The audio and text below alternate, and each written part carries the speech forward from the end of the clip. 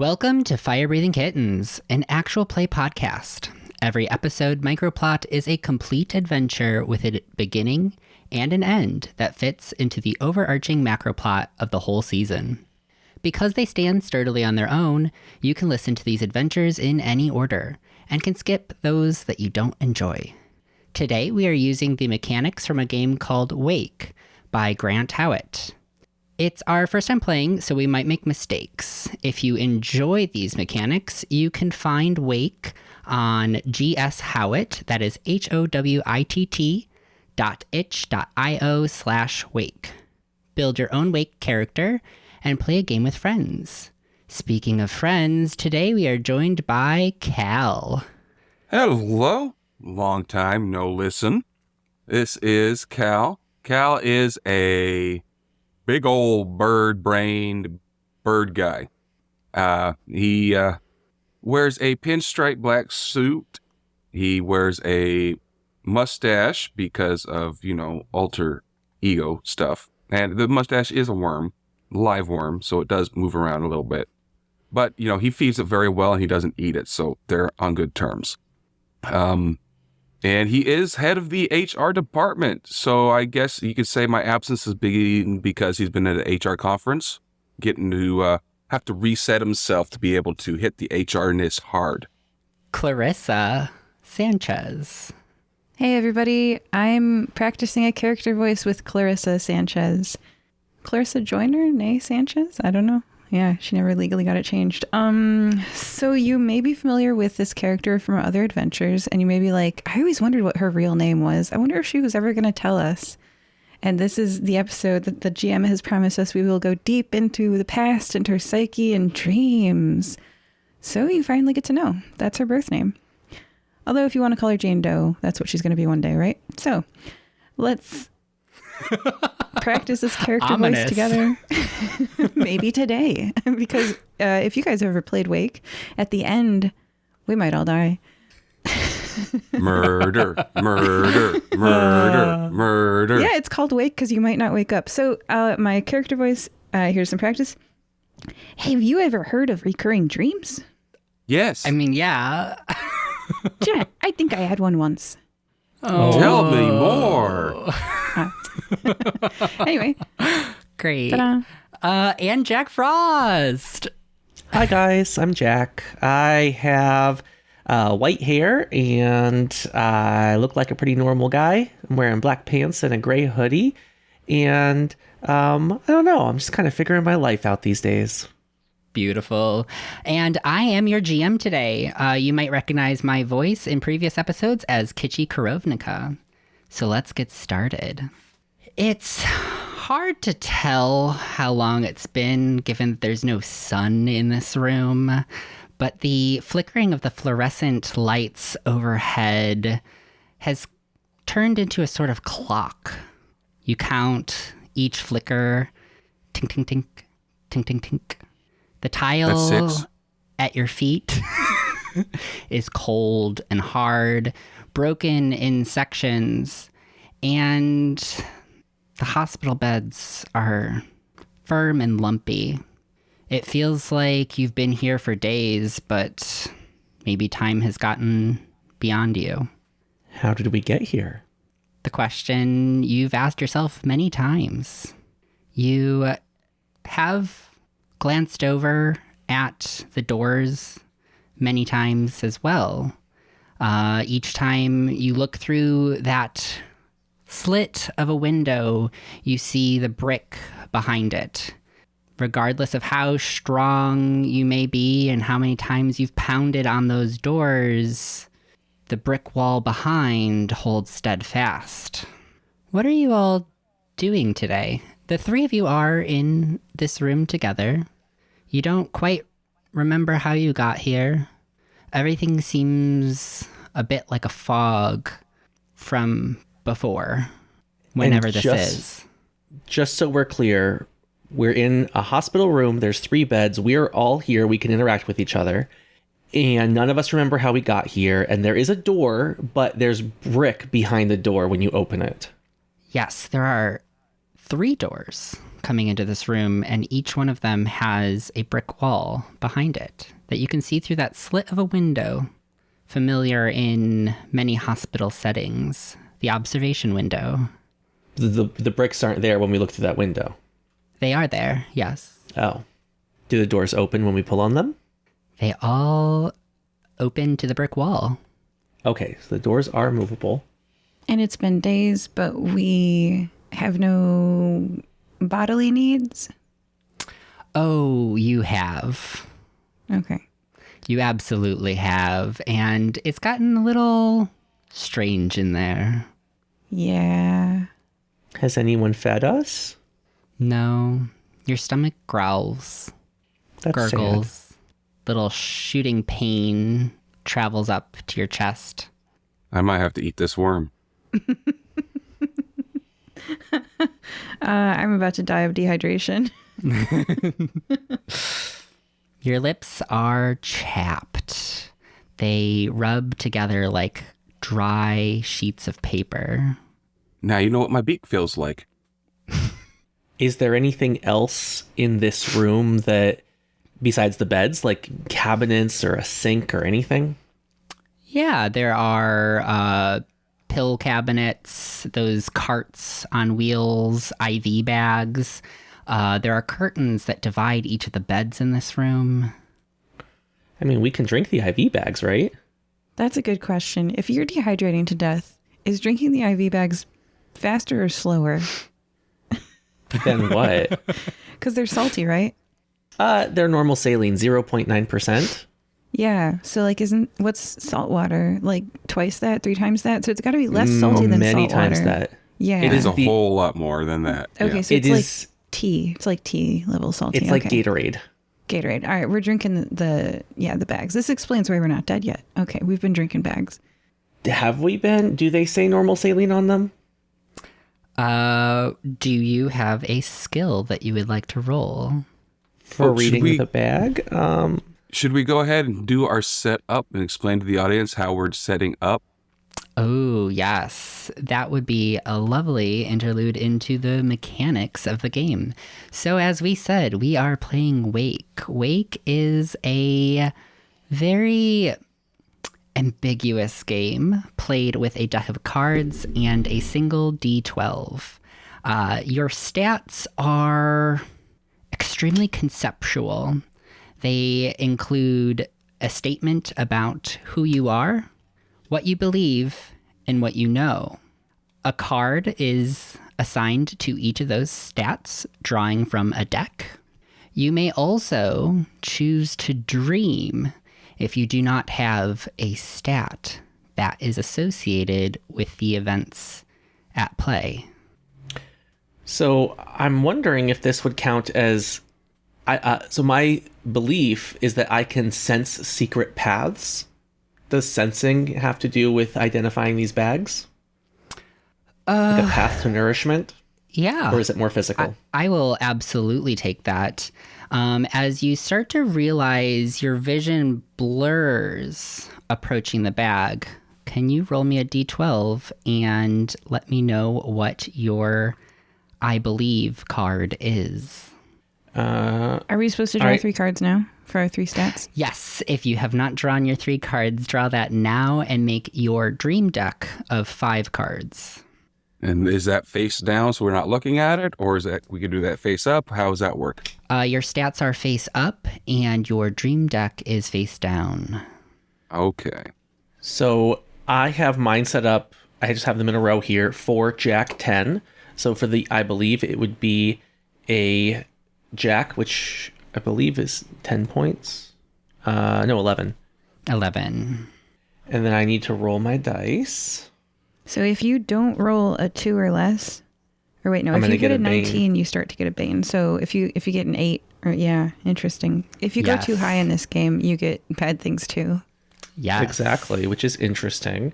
Well, I rolled a 2, so 13, which I think is just a regular success. A regular success. So as you approach the IV bags, your vision blurs and the color in the bag starts to shift. It was originally some tint of green and now becomes more translucent, a cloudy, opaque material. It is a saline solution. But it's green? It was at first, but something has shifted. Okay. And now it's cloudy. I'm assuming that's what saline looks like. Oh, it should not be Resident cloudy. Saline clear. looks like Oh, it's water. clear. Water. Okay, It looks like is water. clear. It looks like water. Thank you. I was All like, right. this is bacterially contaminated. Yeah. All right. Yeah, So, you don't put algae in your body like that. I mean, you can eat algae, but still. All right. So I'm going to say these are safe to drink. These are normal saline. They'll have our electrolytes and our fluid. So we get a little something there. You first. I drink one. I also drink one. I'm so thirsty. I wait to see if they die. It seems to parch your thirst. It feels real good. It's refreshing. Cal drinks one, crosses his fingers.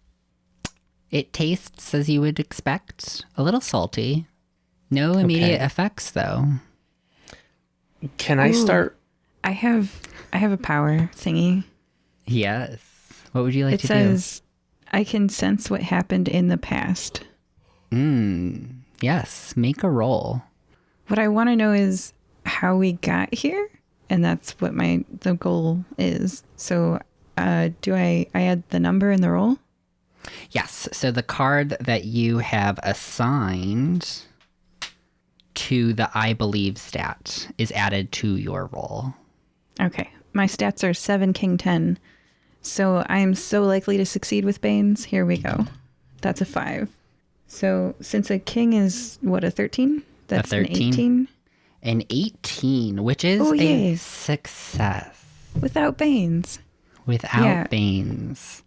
And as you focus your mind on that kind of veil of fog that exists in your memory, you start to make out shadows.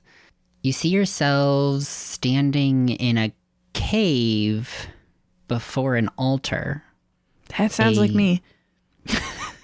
Mirror sits on the pedestal. Hey, do you remember the mirror on the pedestal in the cave at the altar? It's the only thing I was looking at. I'm so pretty.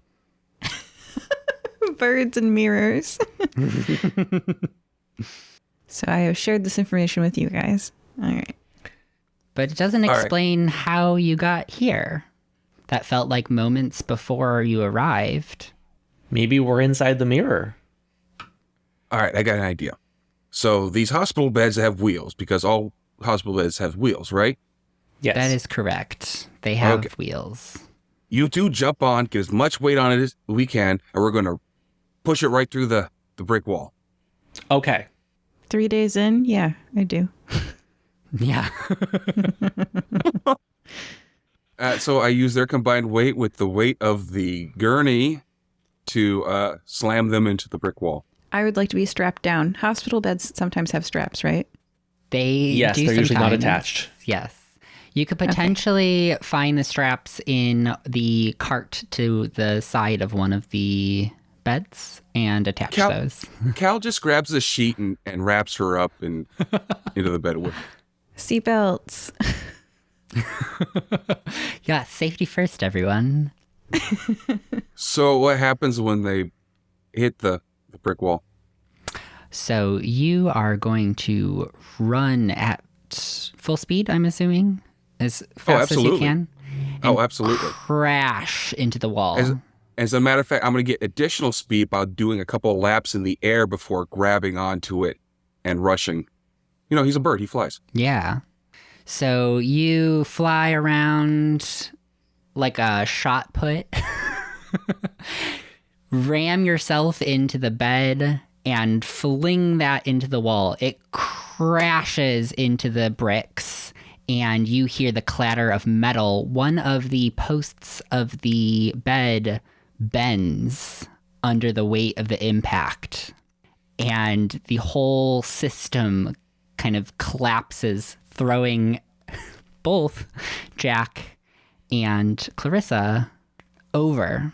Clarissa maintains her kind of grasp on the bed, not hitting the hard tile, but it does not make its way through the wall.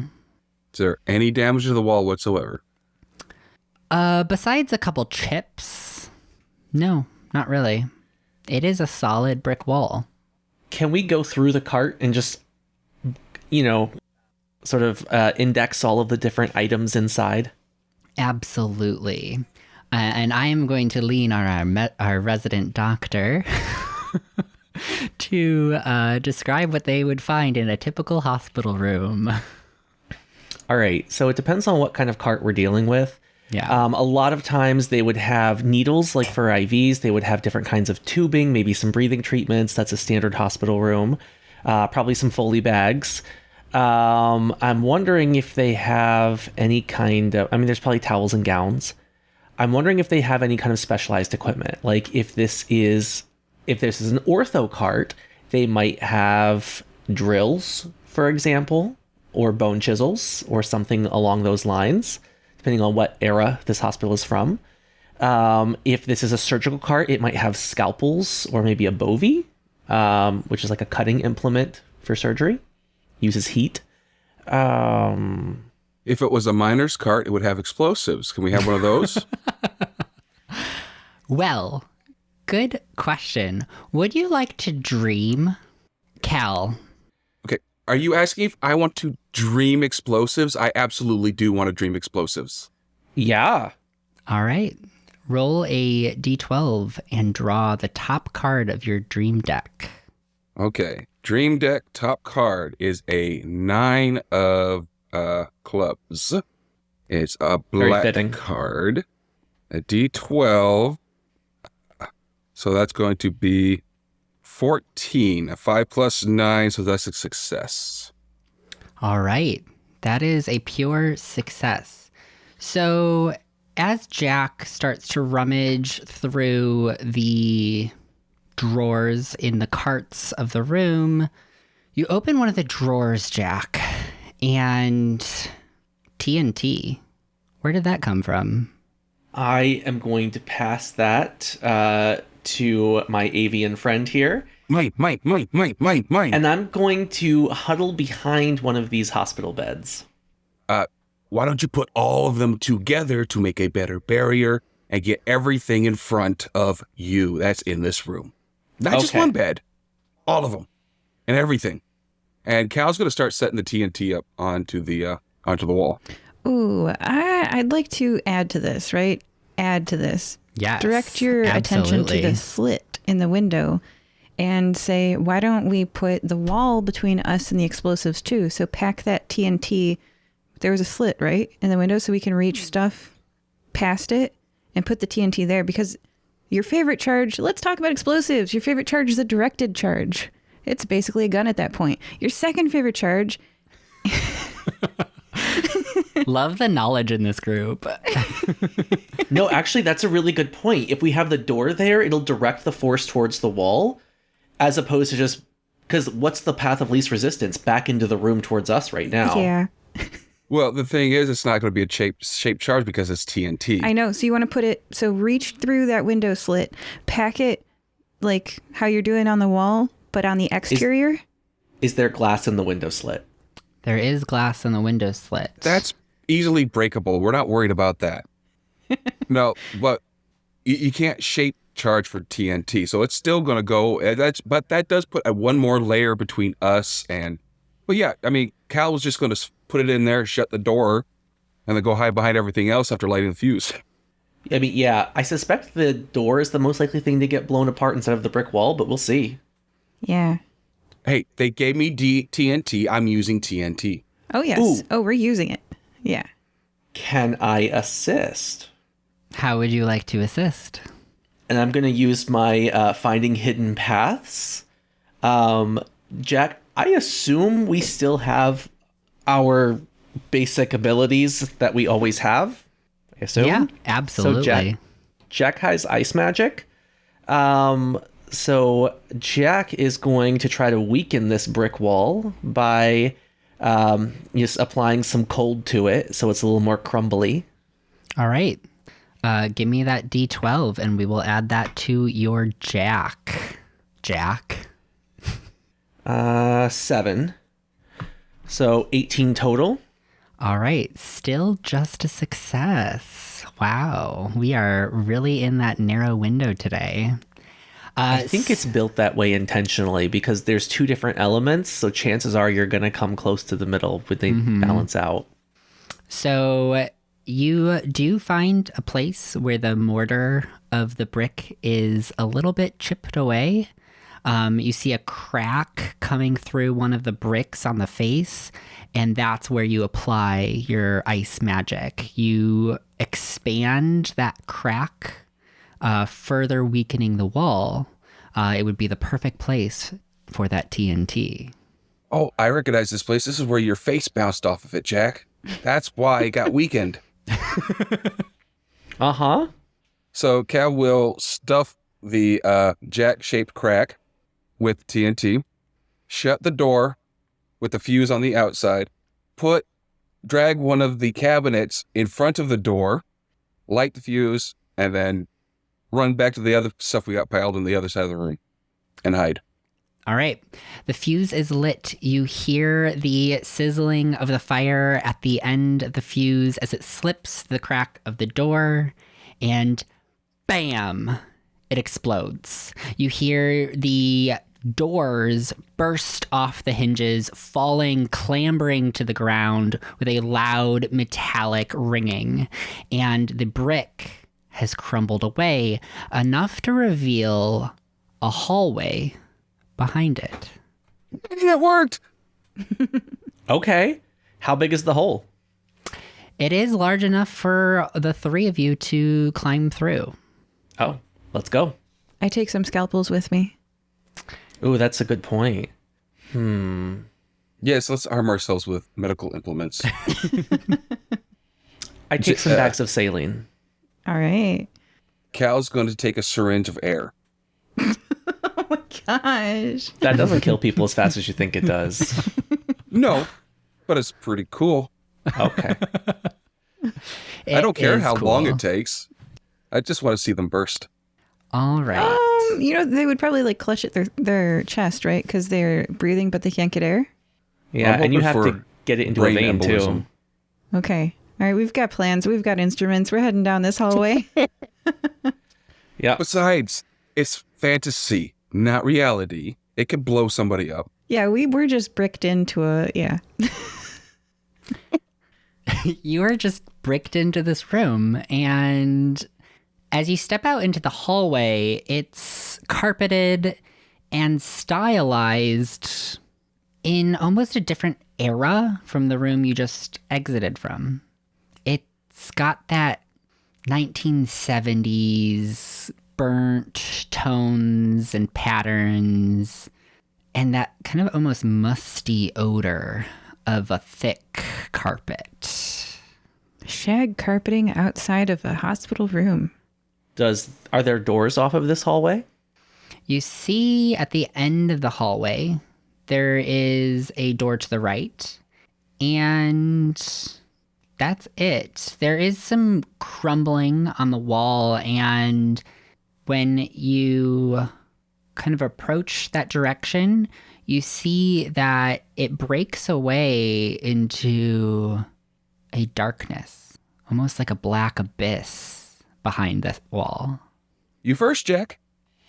Okay, so this is not a standard hospital hallway with like a door every 10 feet. This is a hallway from a different building spliced together here. We've got a 70s themed, like residential looking hallway. There's a door at the end, and not near the door, there is a black void where it looks like it just stops existing. Precisely. I'm going to throw a saline bag into the void. That's our water. Use something else. I have a lot. No, use something else. That's our water. Don't make me cry. It's got some clear medical tubing attached to it, right? Saline drips have tubes, so... All right, fine. I'll throw some IV tubing. Maybe Jack is holding on to the end of the IV tubing as, because you want to pull it back, right? You want to see if it comes back covered in goo or if it comes back burned. You're right. I spike this bag first, and then I put it in the void. Okay, well, that was your water. Don't waste ours. So you throw the IV bag through the hole in the wall into the darkness beyond. And how hard are you throwing? Jack is not overly athletic, but he does his best. All right. So you throw, and it goes in the direction of your trajectory for about as long as you gave it force. So maybe 20, 30 feet. And then just kind of hovers there. It hovers before it hits the blackness? It goes into the blackness, but you can see it Oh. in the blackness, but it doesn't get pulled down by a gravity that you would expect. I poke my hand into the void.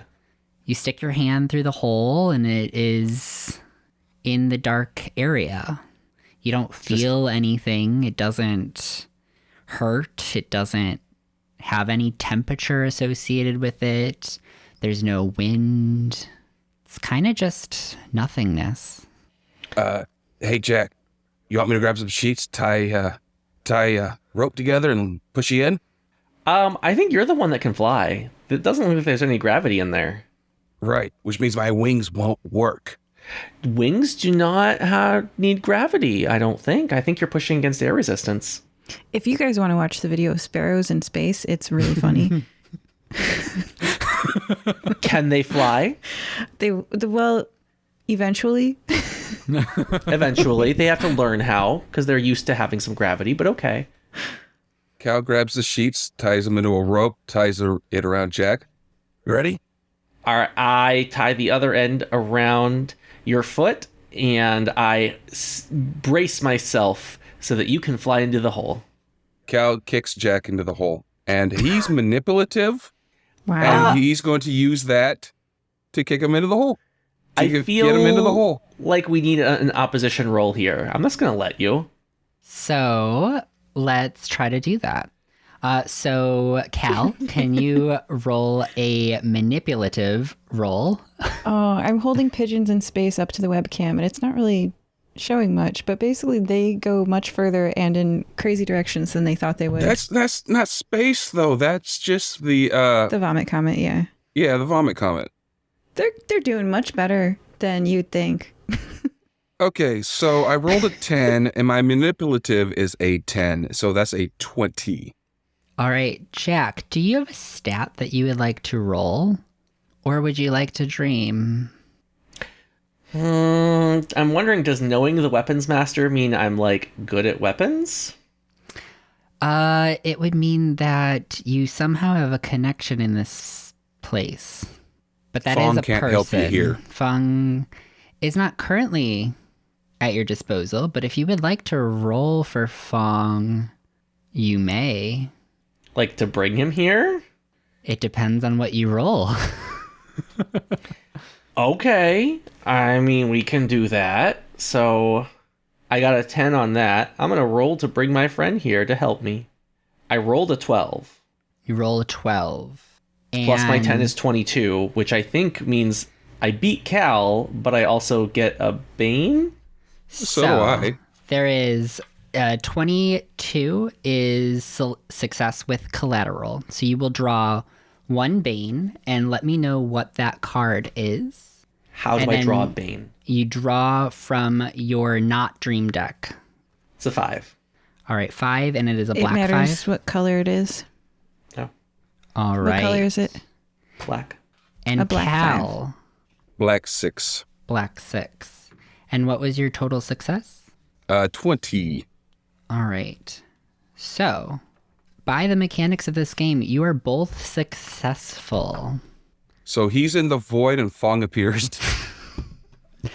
So, as Jack almost finds himself in the void, not quite remembering climbing through the hole to get there, you see a man start to walk around the corner of the hallway coming from the door at the other end. And he looks at Clarissa and Cal with a sense of confusion on his face. He is grizzled, covered in stains and soot, wearing an apron that seems to have been just fashioned from a bedsheet. And Jack, you are in the void, tethered, but you're breathing. You're unsure why or how you're breathing, but you seem fine. Nothing hurts. What you do see while you're out here is the other side of this wall, as well as to the right, you see the brick that you were familiar with from before in the hospital setting. You also see an almost amalgamation of structures to your left. Down where that door at the end of the hall would exit. You're almost looking at this map from the GM's perspective. Okay. Ooh, God mode. So I can see, I'm guessing this is what appears to be an amalgamation of different rooms and areas that are all mismatched and linked together. Correct. And you I can see they're the outside. smashed together in many cases. Okay. You okay in there? I'm doing all right. No thanks to you. Just trying to help. Nobody told me who Fong was, so I got a knife ready.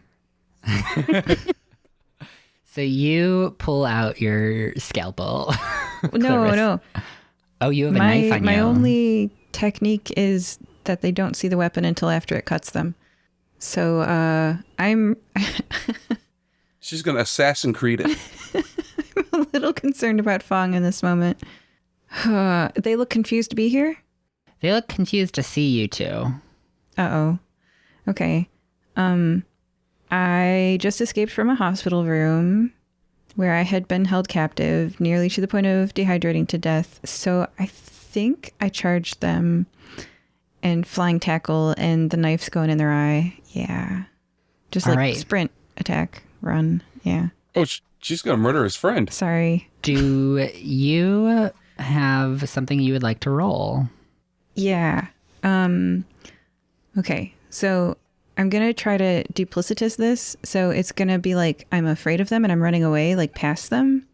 And I'm going to double back and get him in the eye with the scalpel. So I'm going to roll duplicitous. Perfect. Like, we've been found. Oh no. And I like run. Whatever. I'm done with the accent. I'm not doing any of the character voice next year. Halfway through the year, I'm like, why did I think do it this? lasts less and less every time. We've been found. Found? I don't know. Whatever. So I like run away, right? But it's past them. Like I try to sprint past them. I'm going to double back immediately after, like in a U shape and get him in the eye. So that is duplicitous. Do I put my duplicitous card, which was a 7, towards Yes, this? And then I roll a correct. d12. That's a 12. So that's a 19. That means I draw a Bane. My Bane is a black 3. A lot of black cards being drawn.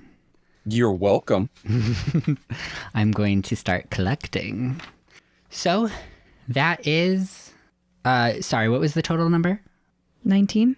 All right, so that is success with collateral. You have drawn your Bane, and as you double back, you go to stab them in the back. In the eye. In the Scalpels eye. aren't super great knives. And so as you are running past them, they go to speak. They track you with their head, and as you turn around, you do stab them through the eyeball, and they begin to crumple to the ground.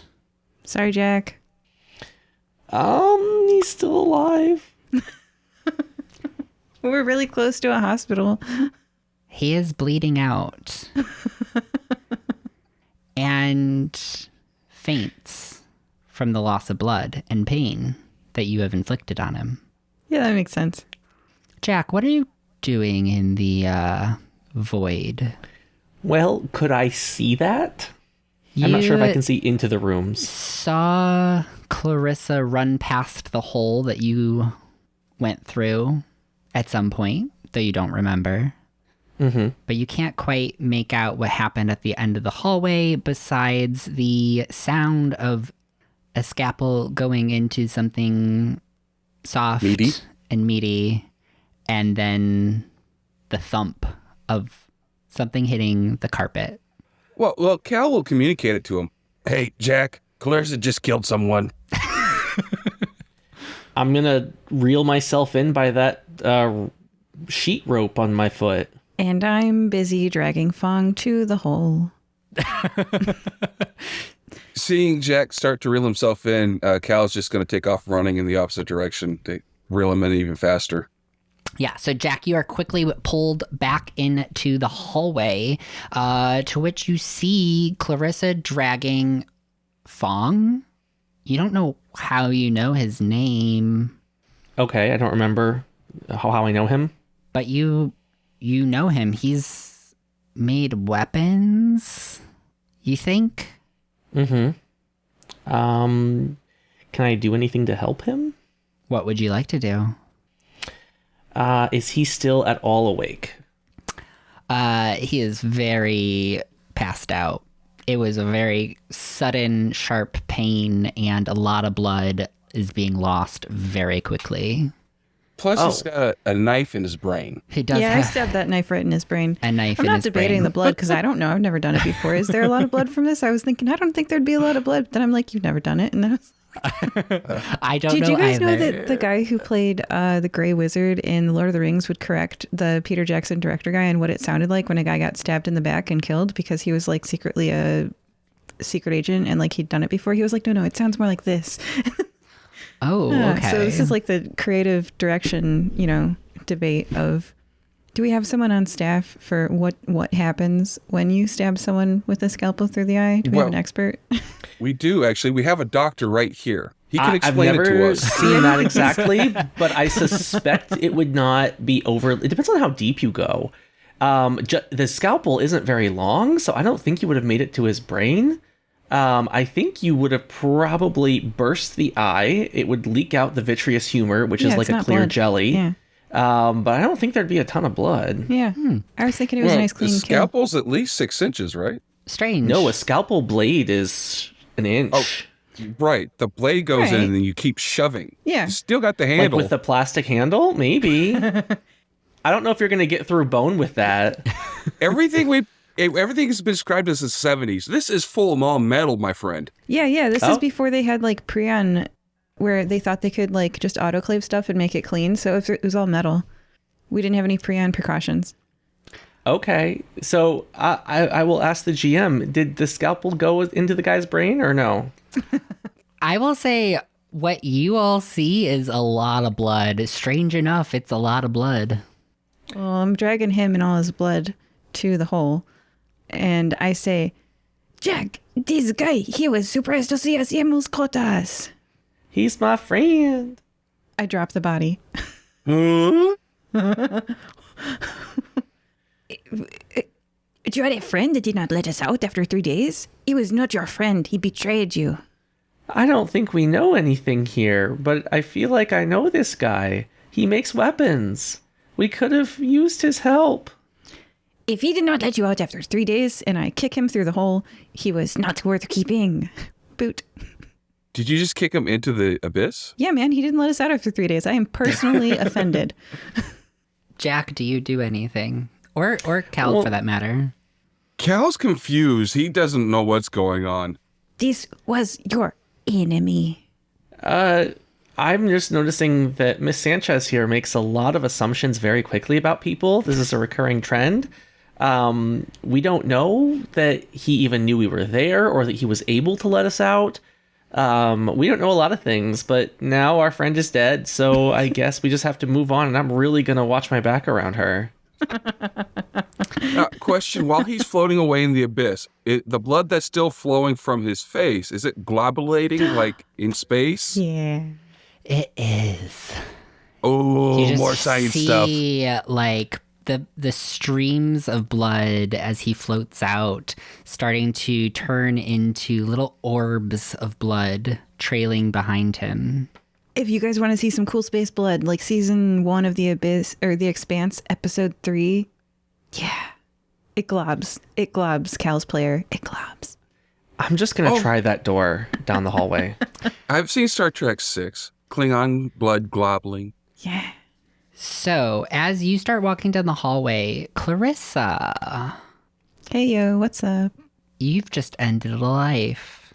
Yeah, I did. Oh, You get rewarded. And that has special Oh, dang. repercussions in the system. You know, As you I like skipped over that because as a feel- player, like was like, I'm not going to do that. And then like, let me check that roll part. Feel this like warmth entering your chest. And Murder feels good. the other two notice this like glow coming from the body and traveling into Clarissa. Now, mechanically, this means you will add 3 cards to your dream deck.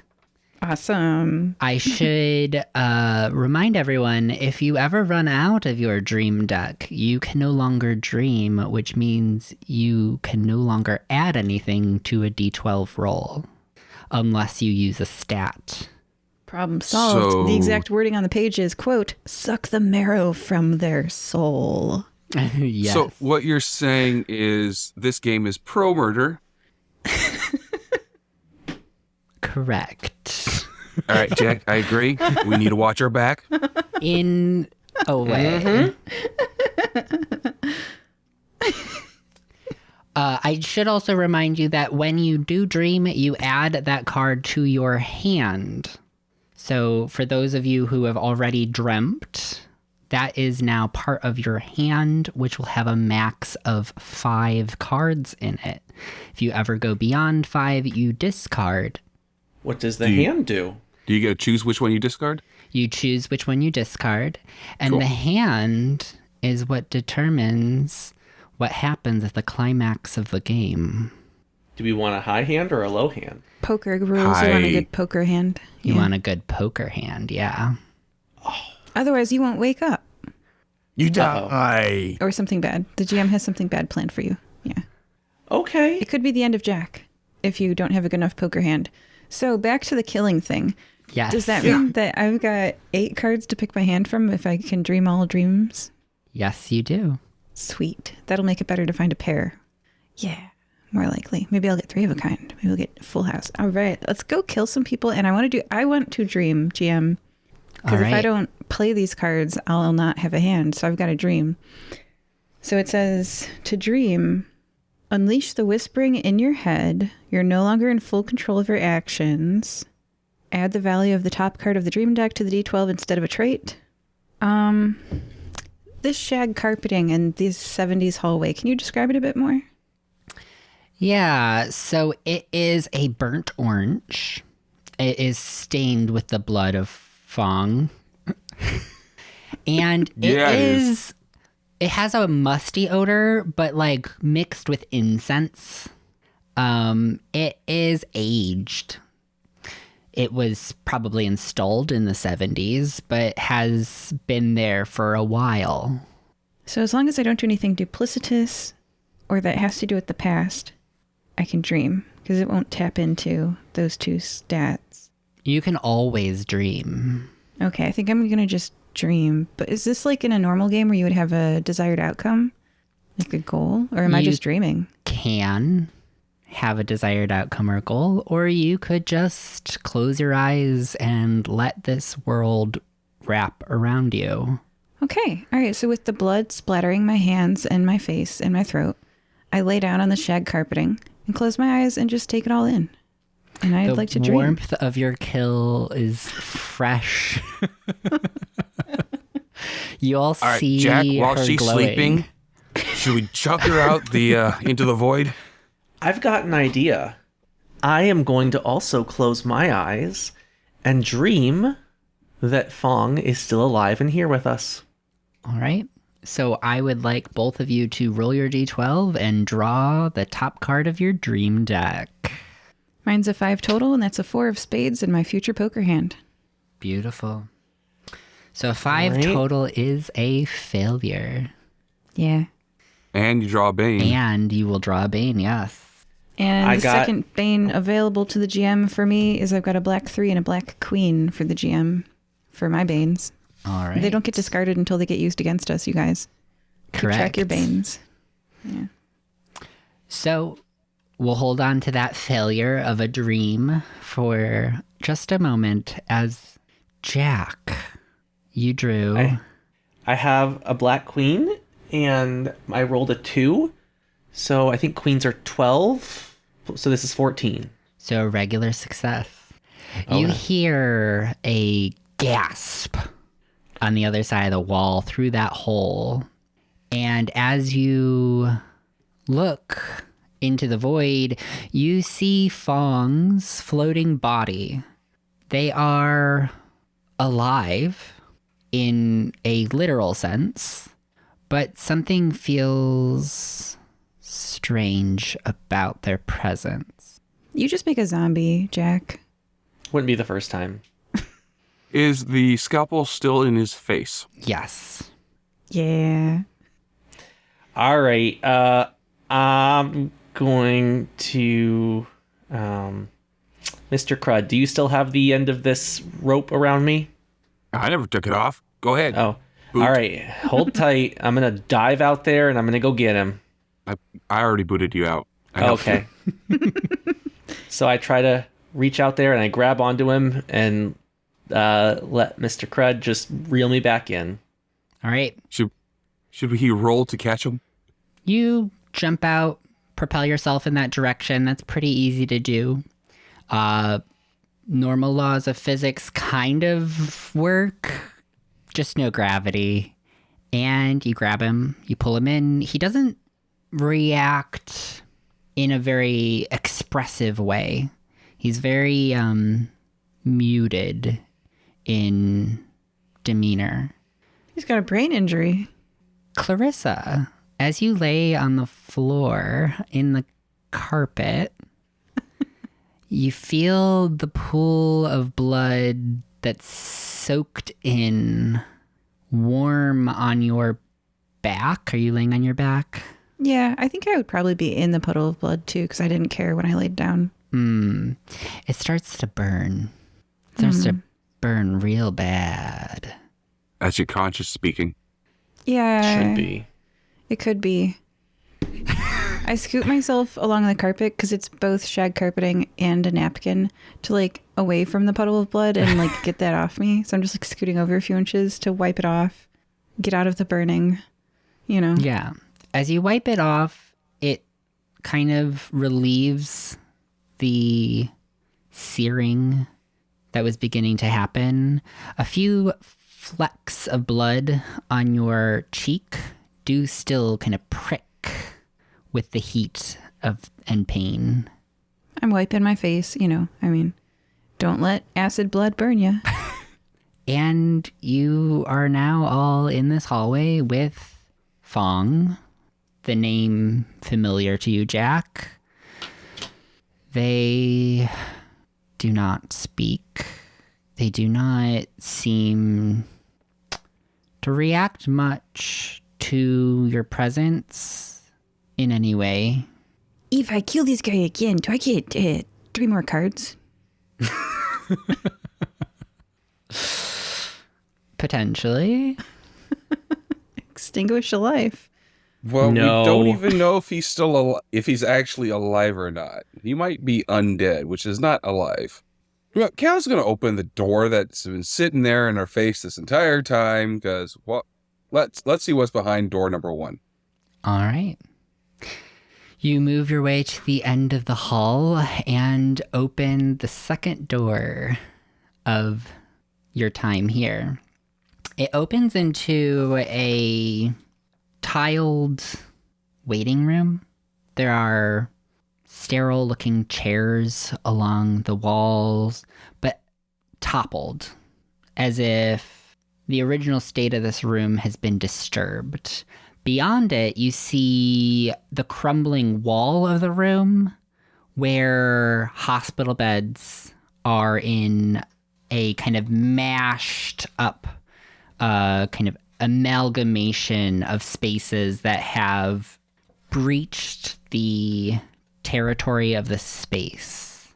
And you see walls upon walls upon walls, kind of dotting what was once a room and another room and another room, but now all kind of shoved together in a haphazard way. And you see furniture stacked, pushed against doors, makeshift barricades. And that's when you notice that there are people, potentially, maybe, moving around this space, but their faces are gone, almost fused over. Their mouth no longer opens. Their nostrils have closed over. Their eyes have been sealed by skin. And none of them seem to react to you. Would you like for me to cut your mouth open again? You seem uncomfortable. I have scalpel. Cal is going to push, falling into the middle of them.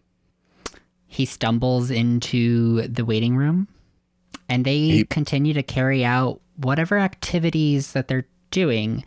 However, the more you watch them, the less those activities make any sort of sense. They keep picking things up, putting them down, walking into a room, turning around, walking back out, just kind of shuffling about. All right, guys, I just see a bunch of people here for our dream deck. What do you say? We could try to help. Are we evil dreamers? What? Are we evil dreamers? Perhaps we first try to help them. We have a scalpel, and they're blindly stumbling around. You can try. Okay, and I'll go up to one that's like turning around. It walked into a room and turned around, right? And it's like picking up something, feeling it, and putting it back down. Yeah. And I will say, no, why would I say anything? And I will get the scalpel, and I'll put a leg behind their knee, right? Kick them out, help them fall down safe, and then real quick try to like gently cut their eyes so that they, right? Do they have ears? Kind of. They look as if they've started to meld into the side of their face. I'm going for the ears first. That way I can say, I'm going to cut your freedom for you, for your eyes, you know, like, but like first the ears, I'm going to be like, cut the ear so they can hear, right? Mm-hmm. Yeah. Okay, so I'm going to try to cut one ear so that they can hear. So you slice into the flesh of the ear, pulling through what remains of the cartilage, and blood starts to pool around the incision. Yeah, and I say, you seem to be stuck behind a lot of skin. I'll cut you out if you want, so you can see again. Yes? They stand up, kind of pushing against you to like lift themselves back up, and then they bend over to pick up the object that they had picked up only moments before, and then they place it back down. What is that object? It's a book. Oh, that's a deadly object. We got to kill them all. What's the title? It's Frankenstein, Mary Shelley Frankenstein. That's banned in 3 quadrants. Okay, so like they didn't seem to be in that much pain when I cut their ear open to be able to hear stuff. And is it rapid healing? Like, are my efforts futile? No, the blood continues to pour down the side of their face, down their neck, dribbles onto their shirt. Everyone's real juicy here. All right. I'm going for the mouth next. Eye is the most delicate, you know? So maybe they'll be able to express consent if or lack of consent if I get their mouth. So I'm going to kick out the back of their knee so that they lay on the ground again. Got to protect that head. They've got some clear brain injuries. And I'm going to try to give them the ability to speak by cutting open their mouth. All right. So again, you take the scalpel and drag it across where their lips once were, and the blood begins to pool along the incision. Now you can speak. Do you want freedom and to see things, or are you good with your skin face? They do not respond, and again stand up, bend down, pick up the book. Okay, they seem Hold it fine. They up. seem fine. I'm not going to try to free them anymore. They seem not to be imprisoned at all, and skin face is their natural state of being. So I'm going to let them go. So, all right, guys, you can kill them now. Get some dream deck cards. Okay. I tried to save them. Cal, How many Cal's are there going here? to dream. There are 5 shambling forms in this room. As they murder, I'm going to lay down and dream again because I got to spend these cards, man. Well, that's what I'm trying to do right now, so hold your horses. All right. Cal is going to dream up an AK-47 to shoot them all. All right. Wait, that would give you all the cards. Do you want to Yeah, come on, share. share? Okay, shoot 4 of them. How many are there? 5. You can kill at most 3. Fine, 3. I'm still getting that AK-47. All right. Give me that dream. Okay. Well, I don't think I'm going to get it because it's going to be a 2 from my card. Well, that's going to actually be a 13. A 13. But I am actually going to To do my 6. Yeah, use your yeah. 6. And Of course. that will make it a 7, which is a failure plus a bane. Now, do I have to draw another Bane since you just used a Bane on me? I believe so. That seems like that's God mode. That's It mean. does seem a little like God mode. Huh. Well, the new Bane is a black 5, you evil little man. All right. So because you failed, the gun doesn't appear in your hand, but instead you get a carrot. Okay. And he stabs a guy with a carrot right to the eye. There is no eye. I tried Where that. the eye should be. Where the eye should be. All right. You stab them through the eye, and they're pretty easy targets. So if it didn't work the first time, you could try again. And you extinguish their life. Hey, with a carrot. You feel the warmth flow through your body. You begin to glow, and there's a slight tingle in your chest. Add 3 cards to your dream deck. What kind of dream did I have as my friend was extinguishing a life with a carrot? Can I flip over one of these dream cards? Yes, you may. All right. So my hand is currently that 4 of spades from earlier, and I just flipped over a 5 of clubs. We're going for a straight here. A 5 of clubs. And what is your D12? A 6, so that's an 11 total. An 11 total. So did you have any objective while you were dreaming? Or were you merely just letting the world take control? I gotta love it. How the rules phrase this: I unleash the whispering in my head and am no longer in full control of my actions. The GM describes what happens. Beautiful. So it is failure with a benefit. And have you laid back down on the ground? Is that what you said? Yeah, I was just dreaming of people with no eyes or ears or mouths or noses. So as you And my friend with a carrot. lay on the ground, you blink your eyes a few times and you start to see some words appear on the ceiling, scrawled in charcoal. And it begins to read, I know the secret to leaving. I must hide and wait for others. Cool. Jack, your friend killed someone with a carrot. I'm laying on the ground taking a nap. What you up to? I was also going to dream. I'm going to say dreaming, like my version of dreaming is really more like willing things into existence. I pulled a 3. My dice was a 10, so that's 13. Unless you're going to use my Bane. I don't know. But I'm dreaming for a wizard staff. A 13. I will let you have this one. And a wizard staff will appear in your hand. Okay. But I am as going you to- look at it, You recognize it. From what? It's one of Frida's toys.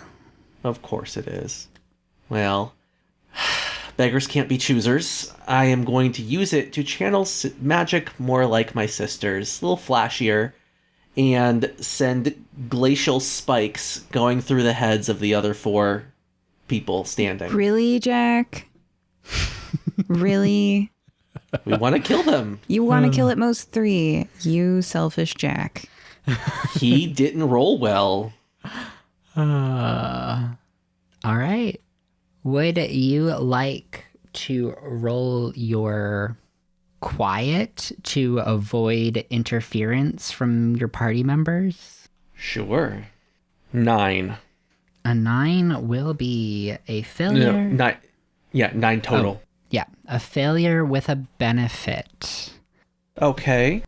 So, you do start to cast your spell as Clarissa and Cal hear you and see the spell begin to form. The daggers of ice pointing at the remaining 4 beings in this room. Clarissa and Cal, you do have time to react before they are launched towards these beings. Then Cal's dreaming up a bazooka to take them all out with. Give me a dream. That's an ace? An ace Is a 1. is a 1. Is it really? Yes. That sucks. That's going to be a 9 then. That's going to be a failure. A 9 will be a failure. But it's good in a poker hand. All right. So, you both have benefits that are about to manifest as well. The benefit that Jack is going to receive is one of Frida's amulets that appears upon his neck. You Okay. know this holds quite a bit of power. And Cal, you don't get a bazooka, I get another carrot, right? but you do receive an IV bag. Okay. Cal's going to throw it at Jack and go stab another one with a carrot. All right, so Jack's spell is going to go off, but Cal will be able to stab one of them. Clarissa, are you doing anything to intervene? So far, I've got 2 cards in my poker hand. So what I need to do is dream. So All right. I'm going to dream of... I'd like to invent more dreamers because I've noticed my friends love killing them all. So I'm going to dream of a crowd at a bullfighting ring. Because if I were going to like pick people with the least ethical defense, right? I'm inventing people for us to kill. So, so they're enjoying their own blood sport when they find themselves transported here. And I'm going to dream up a stadium seating arena of bullfighting spectators. All right, so you are going to get that dream, draw your card, and roll that dice as Jack's icicles hit 3 of the bodies. You will gain a total of 9 cards to your dream deck. And Cal, you stab one just before the icicle goes through its head, and you will get 3 cards for your dream deck. You feel warm. You feel happy. It is a great, wonderful, tingly sensation. Are jokers wild? Jokers are not called out in the rules, so That's why I took them out. yeah, I'm Yeah, I just took mine draw out. another. Okay. All If right, you I'm need gonna- to add a new card Yeah. to your dream deck, please do so. Okay. It's a queen. Got a queen, 4 and a 5. Queen of hearts, 4 of spades, and a 5 of clubs. And if I don't beat your poker hand at the end, I die. So I'm thinking more dreams are needed. So what happened to that bullfighting spectator? So what is the total Stadium. number? 24? 24. Okay. Seems like I drew is 2 more going veins, to huh? be that is going to be a success with 2 major collaterals. So 2 banes. The list of banes I've got on the table for you to use against me, if you want, is a queen, a jack, an 8, and a 3, all black. Queen, a jack, an 8, and a 3. Yeah. Beautiful.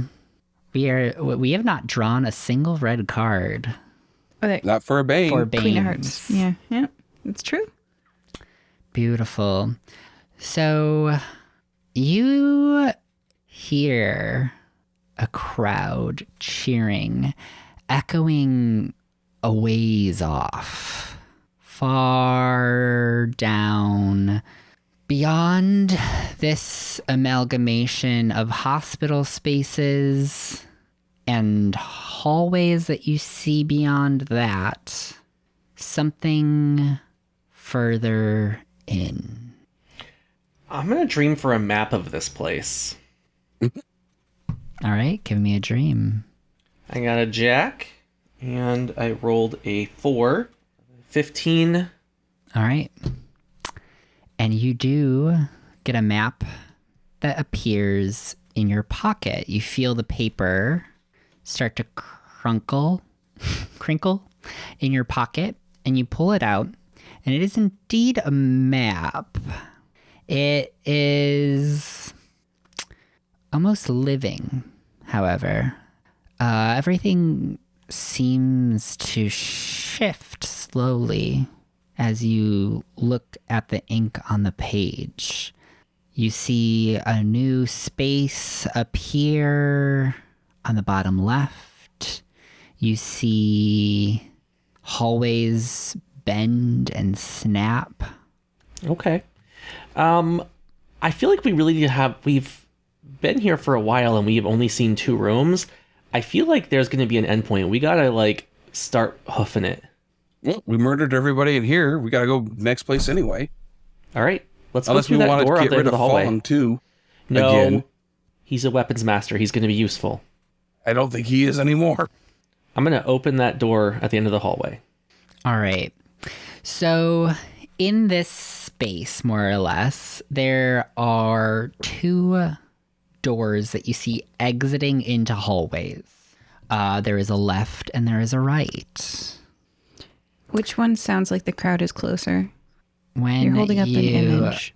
look at the map, you see where you can best guess where you are is the top right hand of this amalgamation of buildings. You do see a natural cavern system on the bottom right. And I am actually backwards. You're in the top right, bottom right. And then there is a temple in the bottom left. Ooh, I bet that's where we got to go. So we got to go... as I'm looking at my map, is this like a Zelda map where it has like a compass and I can see which way I'm going? No, not really.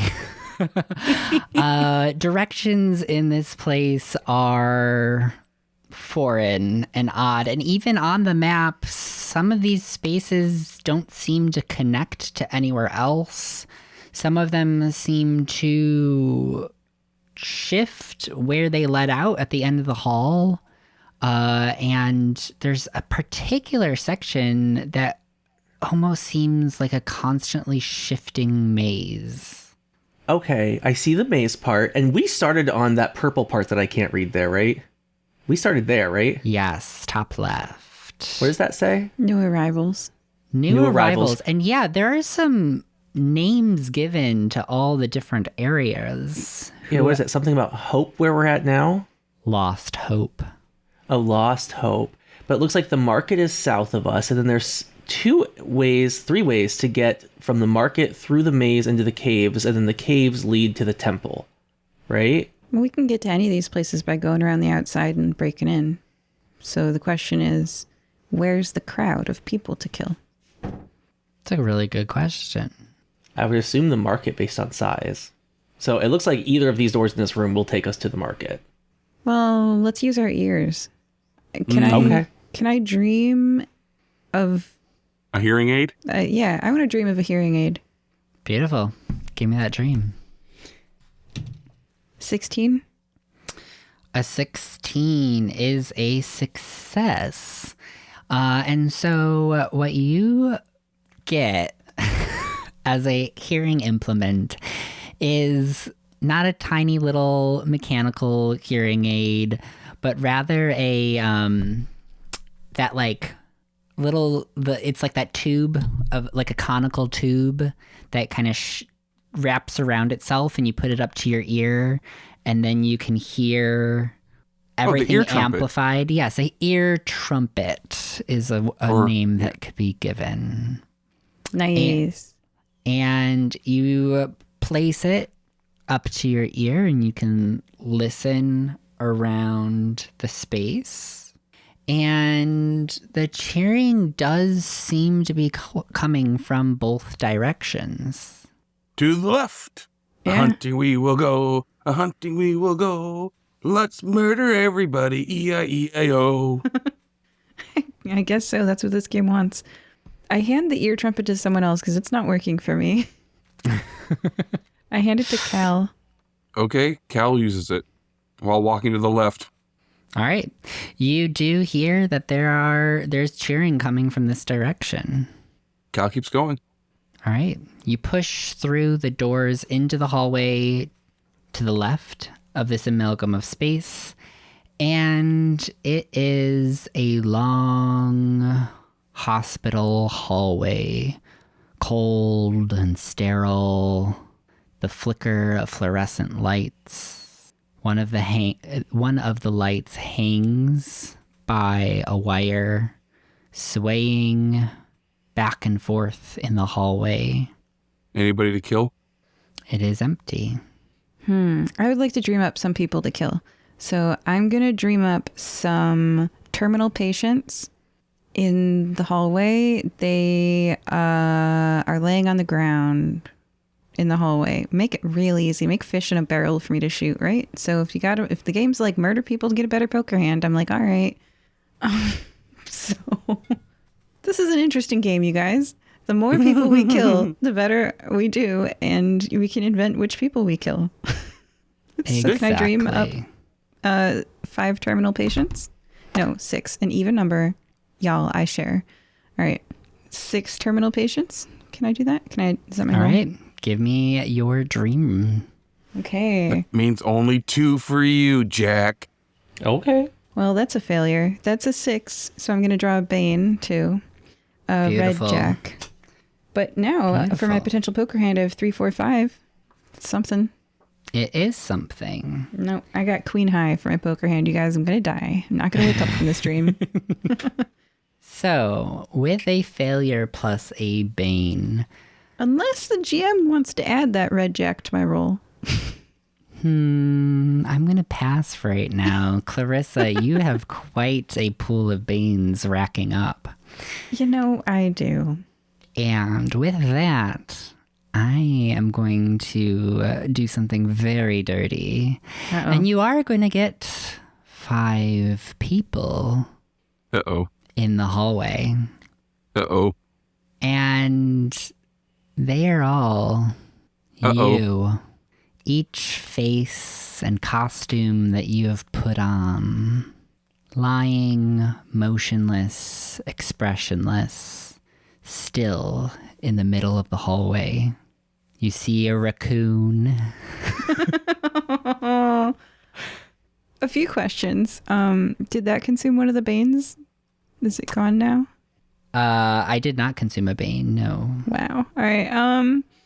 Well, gosh, raccoon me is one I would definitely kill because I was embarrassed socially with my friend Bree Tate was like, how are you doing? And I'm like, I'm fine. I'm having a great life. I'm a raccoon right now. Don't judge me. And then she totally judged me with her happy family and all that. And anyway, so yeah, killing the memory of my raccoon self for surezies. I, with no hesitation, go over to the raccoon. Catherine was her name. And I off that raccoon. And my Right. shame. How do you stab the raccoon? Right through the heart. Right through the heart. You drive that scalpel through the tiny heart of the raccoon, and it slams into the ground beneath them. They fade away. It's not real. I didn't get any gold stuff. Darn. Okay, well, I wouldn't bother killing the rest. It's only for the gold stuff. I don't kill unless I'm paid. All right, I'll give it a try. And Cal's going to try to dream up people to kill. All right. Give me that dream. All right, and I am drawing. How about another one? Well, this is going to go well. All right. What is this game? So Chaos that's going to incarnate. be that's going to be a 9 total. So that's a failure with a benefit. A failure with a benefit. Ooh. Besides these 4 versions of Clarissa, you see several more figures take shape. Crud. Yes. Crud Jr. Yes. Dr. Crud III. Yes. Jenny. No. I will murder you. And your clothing begins to shift. What do you wear when you are in your alter ego? Well, the underwear's on the outside. Think of it as a copyrighted super guy. Mm-hmm. Are you saying that's what appears next to the rest of them? No, your clothing changes. You have now donned your alter ego's appearance. There's no need of fear. Apparently Super Crud is here. Hello, citizens. And these bodies have begun to line the hallway towards what Jack can see on the map is the market. So are we not killing our alter egos?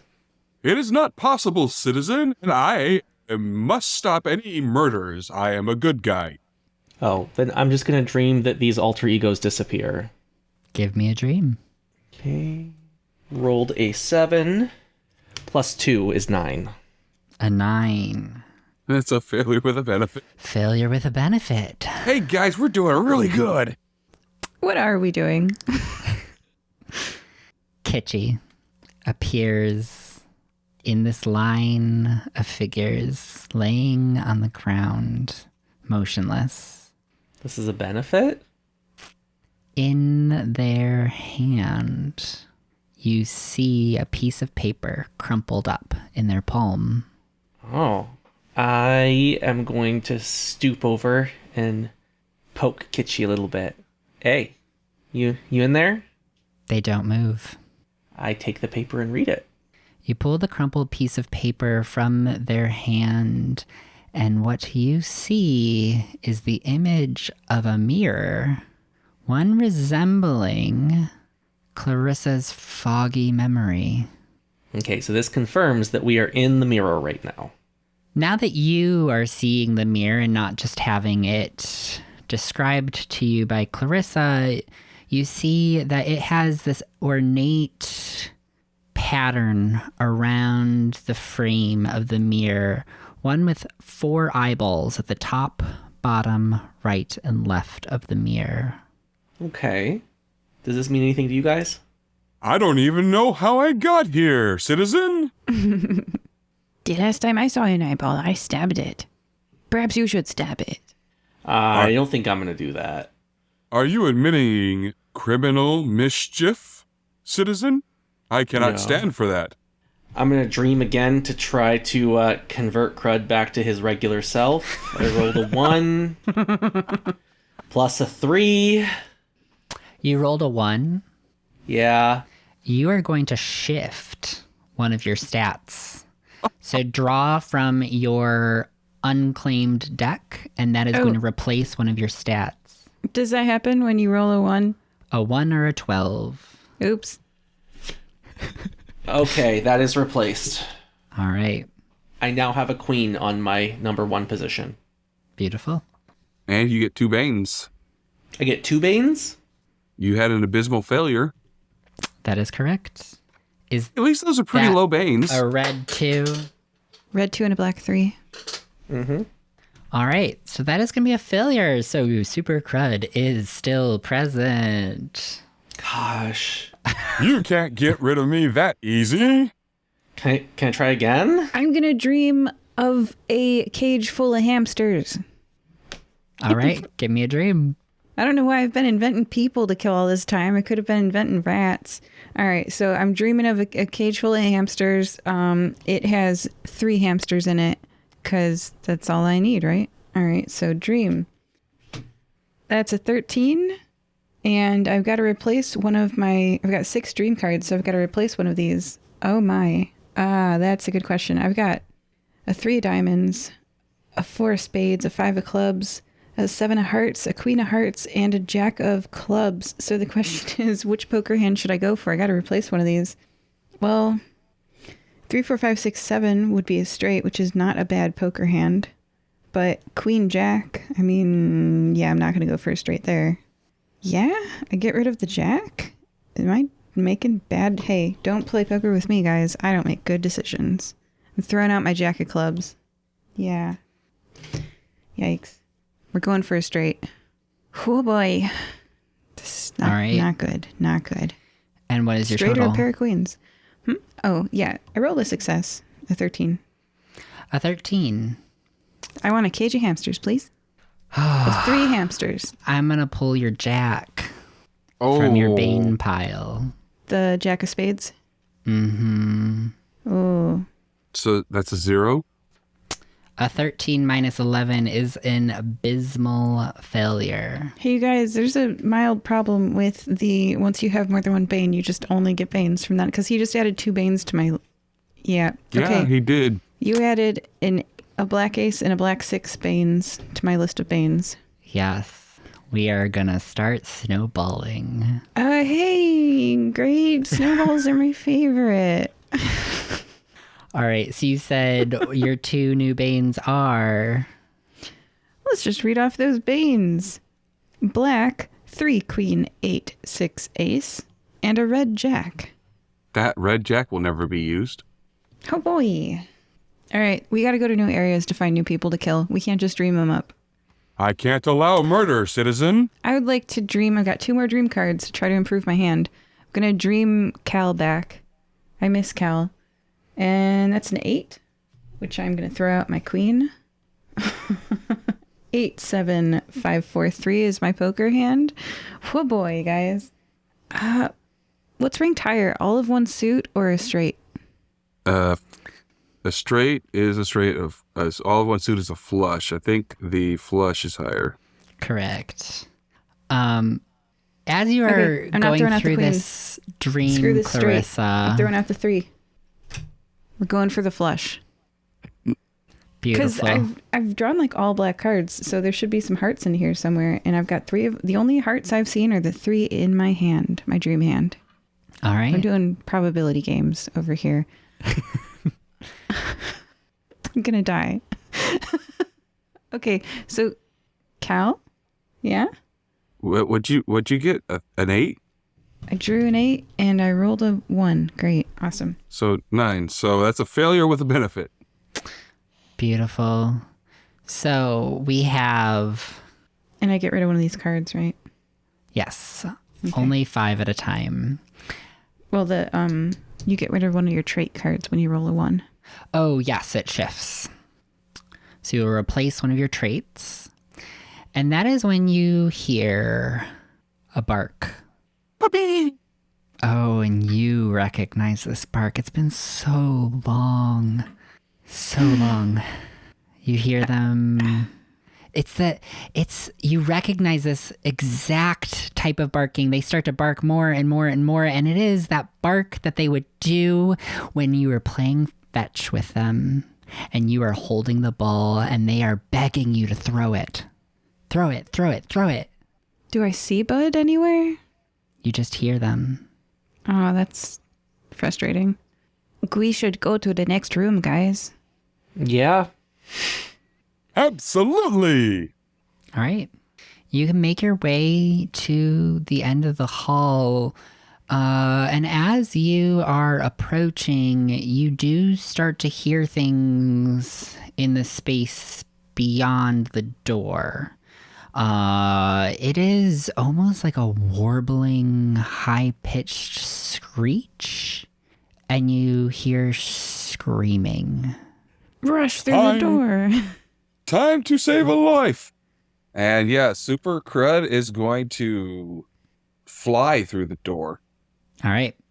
So you fly through the door, you slam it open, and you are presented with not a market in the most literal sense, but yet again, another amalgamation of rooms all kind of slammed together.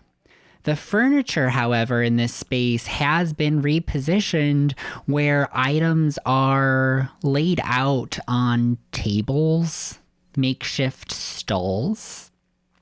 But what you see when you open that door, in the center of the room, a tall, slender figure with long, bony fingers, their face sealed of all orifices, their skin grayed and wrinkled, holding the neck of a now crisped figure.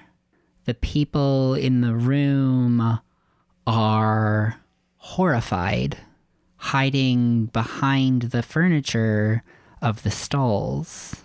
So Slender Man. Yeah, basically.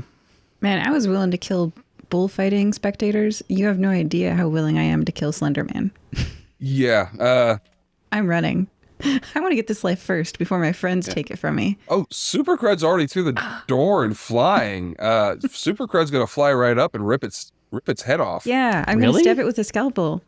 Supercrud's gonna kill? A monster killing innocents? Absolutely. Yep, a villain is who Supercrud can kill. Yes. Okay. All right. Give me a stat that you would like to roll, or if you would like to dream. I want to dream Oh. a teleport so I can beat Supercrud to it. Super Crud is going to dream for this one. I dreamed a Okay, so- 12. That is a king. And that's going to be an 11. So a king is what? How many? A king is 13. 13. So that's going to be, that's going to be a success with major collateral. That means 2 Banes. Yes. So you are going to have a success. You are going to draw 2 Banes. I hate you, Banes.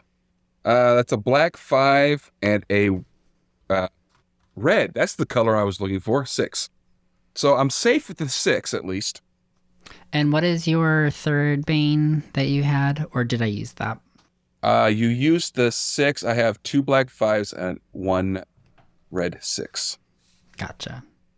Oh, in my brain, I was like, you can't have 2 black 5s. Yes, you can. You absolutely can. I sure can. One's a club and one's a spade. All right. And Clarissa, what was that portal roll? There's good news and bad news. The bad news is this is a failure, but the good news is that dream card was a 10 of hearts. So I now have 4 hearts in my dream hand and 1 5. So this is a fail. Like, I will die. And no dream cards left in my dream deck. So Cal, go ahead and take those dream cards from me. Because I failed. I got a 12. Beautiful. So you do not get a portal, unfortunately. So you watch as Cal charges in towards the creature, who casts aside the body right before Cal. How do you end this creature's life? He flies right up to it, grabs it by the neck with both hands, and just pops the head right off. My All goodness. You end their life and are filled with that energy. Because it was a bad guy. 3 cards are added to your dream deck. I'm going to do something duplicitous.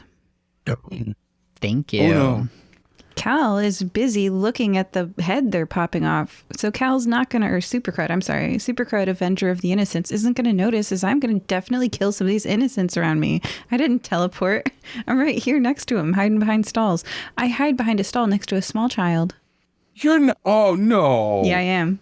I need cards in my dream deck or I will die. I want to stop this. I cannot allow a child to die. You're definitely busy killing that villain, though. Good for you. Can I make a duplicitous roll? I want easy prey. Yes, you may. Okay. All right. So that's I have never Wait. hoped for a failure this much. so I don't draw off the top. I add my number to it. You will add whatever card you have on your duplicitous stat. It's an 8. So then I rolled a d12 and I got a 3, which is a failure with a benefit. Oh, thank God. All right. Why can't I kill people? Because Super Cred is here now. All right. So this is what plays out. And then I am going to ask Jack what he's doing throughout all of this. I really want to see what else is going to be here. So I'm going to be very quiet and just cross the room to the other side and continue following my map down towards the temple. All right. Give me your quiet roll. Okay. Sneaky, sneaky, sneaky. I'm very sneaky. Okay. I rolled an 8 and I have a queen, so that's 20. 20. That is Success success with with collateral. So you will make your way across the room as all of this is panning out, undetected by anyone through the chaos of the scene, and draw a bane. So, Supercrud has popped the head off of Slenderman. And Clarissa has snuck behind some people who are cowering from the creature, now confused and about to erupt into probably chaos as this scene has grown in intensity as you've arrived.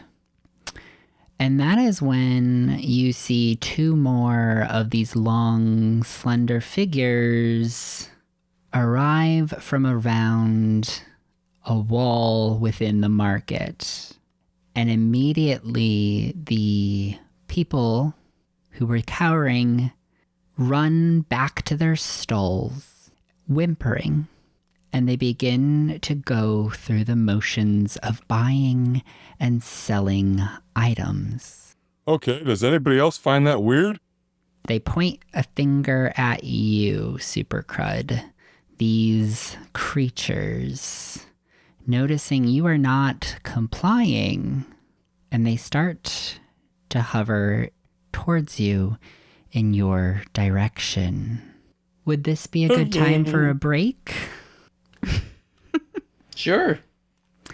All right, we are going to take a little break. With me today has been Cal, Pop goes their heads off. Clarissa, Yeah. and Jack. We're going on an adventure. And before we sign off, we have a review. Did you know that if you leave us a review on iTunes, we'll read it on air? This is a review from Magnolia24, and it says, "My favorite RPG podcast, 5 stars. Thanks. Bye. Bye. Bye. Today's mid-episode shout-out is from TCHOUPITOULAS_street. I'm going to try to pronounce that. Chupitulas Street? Maybe. I don't know. Anyway, who says, quote, "The Witch Farm Podcast." And by the way, that is spelled, just for clarification, WITCH. The Witch Farm Podcast. Okay, I'll continue. The Witch Farm Podcast. Dare you visit Britain's most haunted house? Joseph Fiennes and Alexandra Roach star in a new paranormal cold case from Danny Robbins, creator of The Battersea Poltergeist. End quote. If you'd like, you can arrange for us to read your shout out at firebreathingkittenspodcast.com. We have paperback, ebook, hardcover, and audiobook adaptations available on Amazon and Audible. Lastly, we don't pay to advertise our show, so telling someone about us would really help us to grow. Thanks. All right, welcome back, listeners. Did you miss us? They did. They were listening to ads. So, as we started our campaign, who would like to give us a recap? And by campaign, I mean adventure. I think you are supposed to choose which of us gives the recap. Oh dear. Let's go with Jack. Okay. I know. So what happens when you speak up against the GM? All right. So we You woke up volunteered in, yourself, buddy. I guess. We woke up in this weird like hospital room. We've been there for 3 days, foggy headed. I think we were drugged. And there was all the standard, medical equipment in there. We drank some IV bags. We ended up finding some TNT and blasting a hole through the cement or the brick wall that was behind the door out. It led us into a 70s shag carpeted hallway. There's a little dimension door in the side. I went outside of it and was able to see that we are in a sort of like stitched together realm floating out in the void with little rooms from different places. I could see the outsides of the rooms. My friend Fong, the weapons master, came in and, somebody decided to stab him through the eye with a scalpel and kill him. But it's fine. I revived him by dreaming about it. He's kind of a zombie now. And then I decided to also dream for a map. And I have the map. And we went down into the next room. That was the market. Although the market is just a bunch of weird stalls. And there were some Slendermen. We started to kill them. Mr. Crud turned into Super Crud. So now we can't kill anybody unless they're a villain. And I decided that I don't want to focus on killing people, so I snuck away into the next room, and that was where we left it. The rich can choose not to earn money. But I mean, there was a lot of hijinks as well that you just completely breezed over. But that's okay. I'm fine with it. Yes, there were some faceless figures that were murdered. Oh, that too. With a carrot. With a carrot and a scalpel and some ice. And no matter how hard we try, we cannot get a gun. Hey, I have my wizard staff. There is a wizard staff. Yep. Thank you, sister. Yay. She's always gonna be there. And She always that is where that takes us with these two figures now pointing at Super Crud. And they are slowly making their way towards you, Super Crud. What do you do? Hide yourself, citizens. I will take care of this. And he's going to rush them. All right. So they're going to point their fingers at you as you are rushing them, and you are going to start to feel your vision fade. I'm going to need you to roll your believe stat. My believe stat is, I believe I am immune to the sleeper's mind tricks. All right, well, the nice thing is I have a jack there. Beautiful. So that's 11, right? The jack is an 11, yes. And I just rolled a 12. So that's going to be a 23. Something happens when I roll a 12, right? Yes, that is a shift. So you will draw a new card, not from your dream deck, from the other deck, and replace one of your stats with it. Alrighty. So bye-bye, Jack. And I replace it with another Jack. Perfect. This one's red. It went from black to red. So that is a success with major collateral. Draw 2 more Bane and let me know what they are. It sure is. All right. Well, that's a red 9 and a red 10. All right. So those have been added to your pool of Banes, which is getting quite large. Yes, but you can only hurt me with 2 of them. Speaking of pools of Banes, I have an idea. What is your idea? As these mind tricks are not going to work on Super Crud. Okay, so my idea is if every time I try to succeed at something, you're going to add this like queen, 8, 6, ace, 3 to decrease my number, right? Mm-hmm. What you can do is shift me into the fail region, right? Yes. So I'm going to try to save someone. I'm going to try to save their life. I see that these slender men are coming for this small child that I have failed to kill, and I'm going to try to save their life. GM. I'm going to try to, I see them reaching for their throat, like how you said they burned up some other person, right? Mm-hmm. And so as they go for this child, I'm going to go, no, don't. Okay, so That was they are half-hearted. making their way towards Super Crud. Yeah. The child has Oh, did I kick that child into the street Assimilated. in front of Super Crud? has assimilated into the motions of this sale and purchase act that is being put on. And you stand up, you go to block the child from view of the sleeper. Yeah, well, I'm going to do it in a way that when I fail, I kill the kid, right? So, like, that's the point. I want to take a life. So I'm Well. coming at this roundabout. If you fail a dream, I have complete control. I want to kill people. I'm aware. Yeah, but it's a kid. Okay. I mean, Lordy.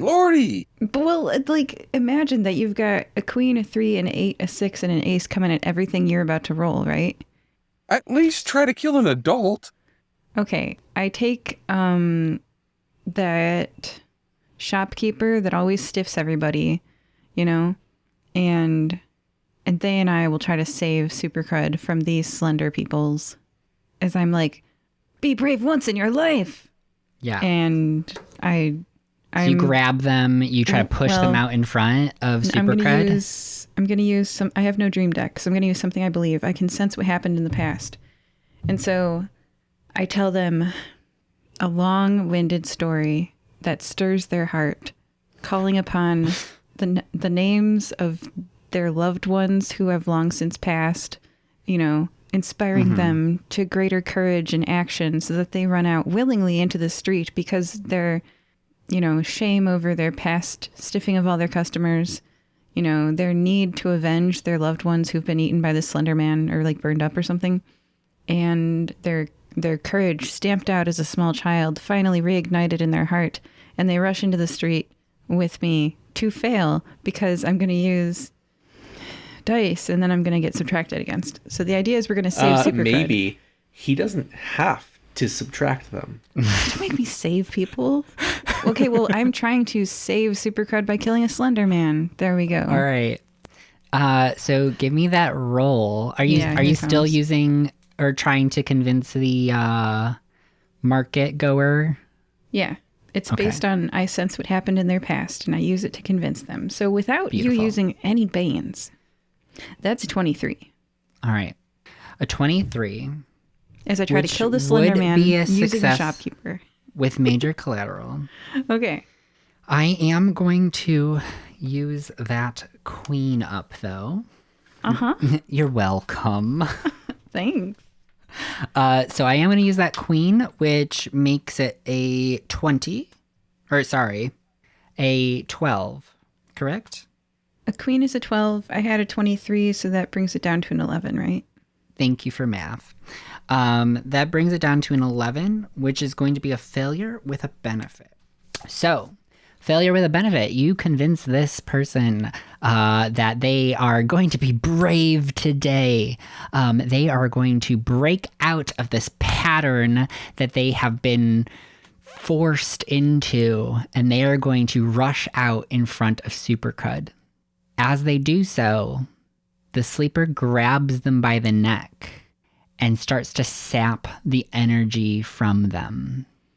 Now distracted, their attention has been drawn to this person, and they both begin to pull and fight over this person, ripping them apart and then dropping their body to the ground.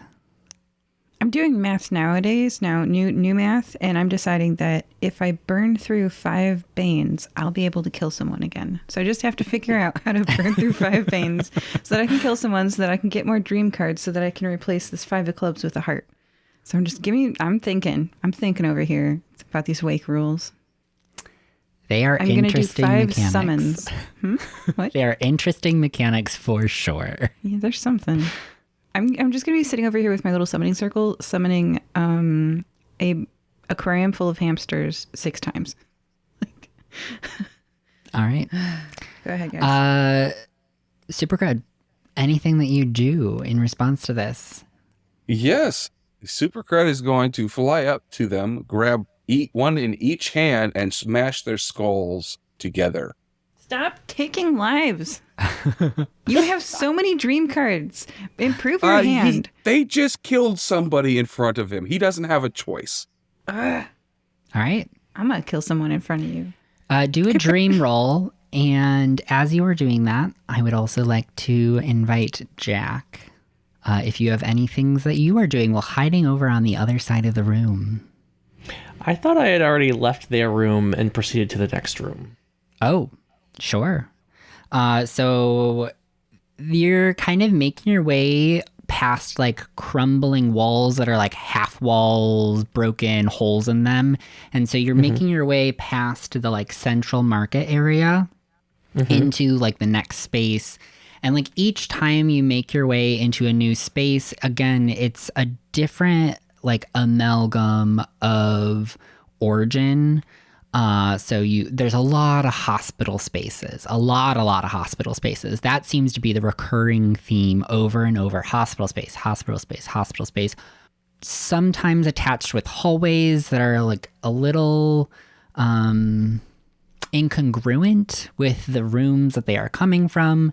And then there is the occasional like bedroom. Okay. Most of these spaces are empty, upturned, furniture and items thrown about, ripped apart. You see lots of remnants of makeshift barricades. I wonder if this is pieced together from where people have died. The thought does cross your mind. All right. Well, like I said, I don't want to have to rush with the final getting out of here, which I think is going to happen in the room marked temple. So I'm going to do everything I can to just get over to the temple and see what's in there, what we're going to have to deal with, and then start making my dreams and wishes. All right. So back to Super Crud. Okay, so my dream was a 1, and I rolled a 12. So that's going to be 13. That's going to be a success. But I did roll a 12, so which one do I switch out? You pick which one you switch out, and I'm also going to make that... I'm going to use your red 10 to make that Of a course you are. 22. Oh, Jesus. So success with collateral. So draw a new Bane. Okay, that's going to be a red 3. And I am going to replace the I know. That's going from an 8 to a jack. All right. So that is a major success. It wasn't supposed to be. So you are going to take them and bash their heads together. They slam into each other and are weakened by this attack. Again, they point a finger at you. Point a finger back. Give me, I believe, roll. I believe that's going to be a 10 plus a 6. So that's going to be a 16. A 16. That's a success. All right. I am, again, going to use one of your red Banes and make that a 15. Just a success. It already is. It's a 16. Yep. So how can you make it a 15 with red? Oh, 16, sorry, plus a 9. Sorry. Oh. So I mean 25. I am not doing great at math today. So 25. So you're going to draw 2 Banes as you again wave away their mind games. Okay, that's going to be a red queen and a red 2. All right. Clarissa. I've got a new plan. I'm ready. Yes. Okay. I'm going to do something duplicitous that extinguishes a life. I'm going to steal an apple and I'm going to crush the apple seeds, 5 of them beneath my heel, extinguishing the apple tree's life. Let me just say something real quick before you get the answer. It says extinguish the life of another patient. I don't think a tree is going to be able to be a patient. Oh, that was a good idea, though. It was a great idea. All right. So who's selling the apples? So, there is one very just like overripe apple on one of the stands. You grab it, you throw it to the ground, you stomp on it, it squishes underneath your whatever your shoe is. And it was very dramatic, very theatrical, to the point where it now draws the attention of one of the sleepers. Oh no. And they Give start me something to kill GM because I'll kill to it. come your direction. Okay. And they are going to point at you. And you're not immune to their mind games. Do you have a stat that you would like to roll? I mean, I think I want to remember what their past is. Were they always a sleeper or were they something else? All right. Give me that roll. King plus 5 on the dice. I think that's an 18. An 18. And I am, again, going to use a red card to push that into a success with collateral. So we're I going to have add... a single red card Bane available. It's a Jack, so that would add 11 to my 18, make it a 29. So I would draw 2 Banes. Perfect. Well, I drew a 10 and a Queen of Clubs. What colors? Clubs, black. Oh, both clubs. Sorry. So now, against me, you have available to you 3, 10, 8, Queen, Ace, 6, all black. All right. So you do dip into their background. Yeah, I would like to know who the sleeper started out as. And it is a trip. You are being pulled through so much time. They have been here for so long. You see them standing by a rice paddy field. They're wearing a rough-hewn tunic and rough-hewn pants. They're wearing a hat to protect them from the sun, and they are working the field. They speak a language unfamiliar to you and lost to the times. An ancient sounding language. Not like anything you've heard in the realms. Who are they speaking to? They speak to another worker. Somebody else working the rice fields. And all of this is seen through a thick fog of memory. So thick that you sense that they don't even remember their name.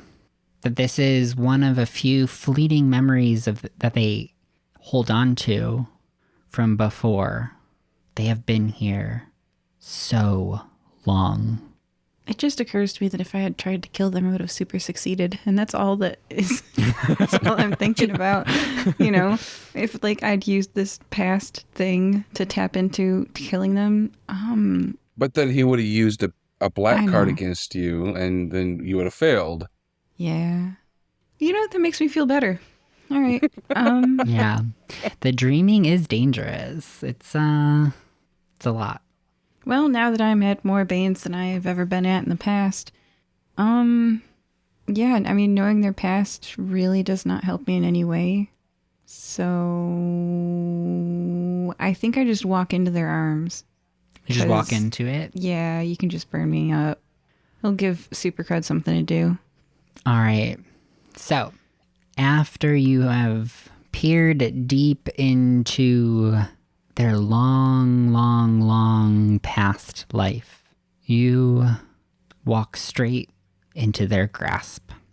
And they are going to place their fingers around your face. You feel a long fingernail scrape your temple. I'm going to say the words back at them that I heard in the dream. All right. And you are going to see the room disappear. We're going to have a little bit of a cutscene with just Clarissa. The others that are still present in this space do not notice much time pass, maybe milliseconds. But for Clarissa, a lot more is about to happen. You hear the barking. Again, throw the ball, throw it. You know that familiar sound.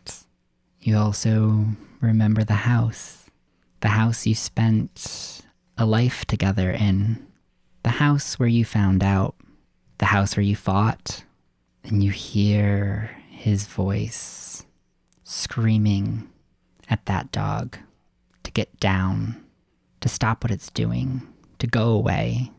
How do you react?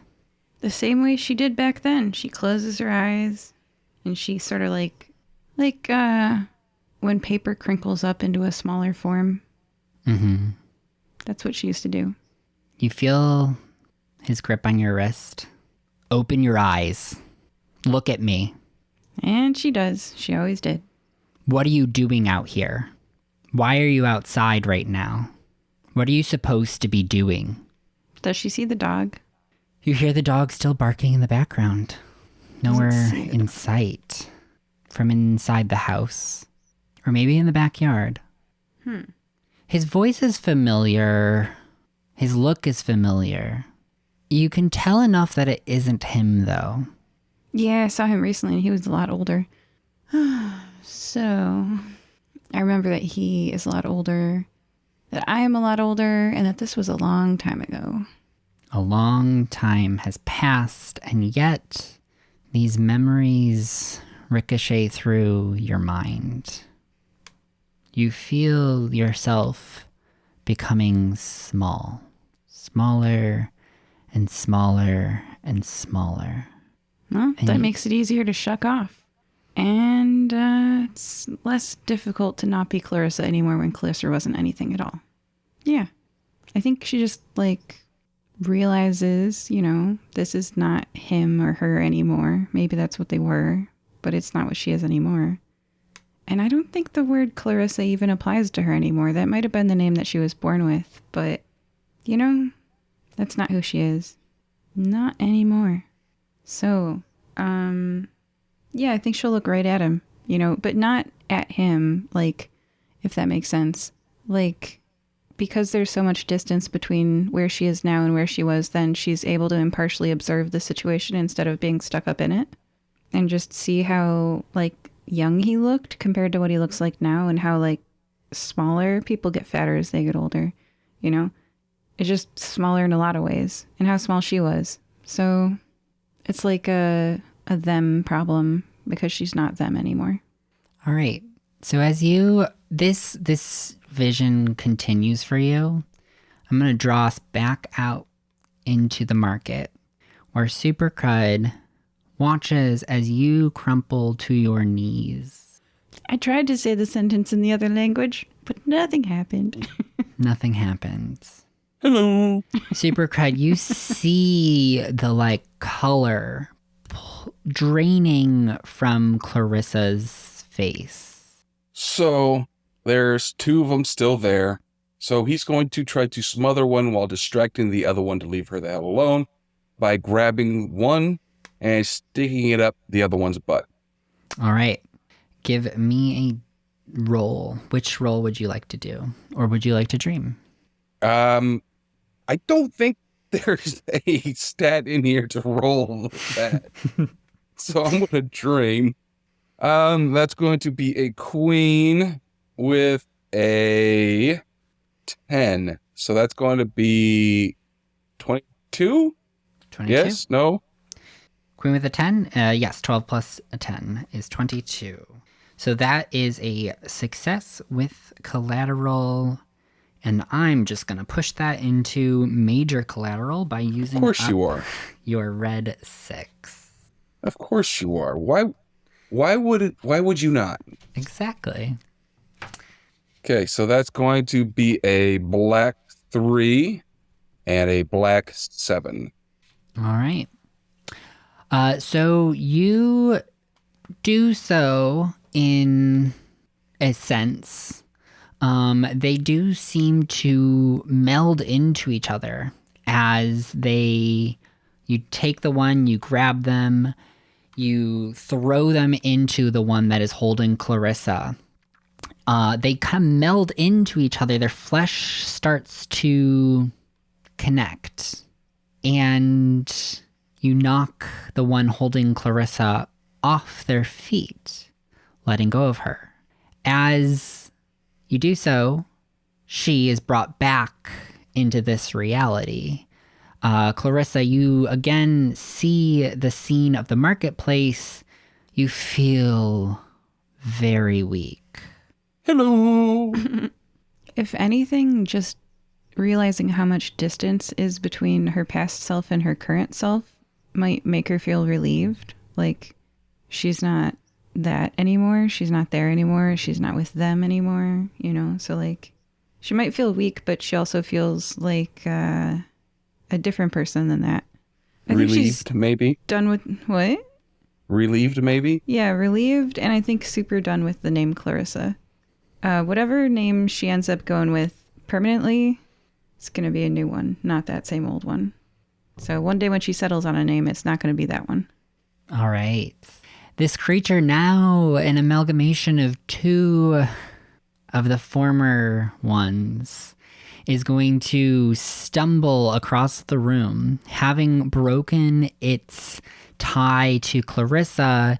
It again is going to turn its attention to Super Crud, charging at him. Come at me.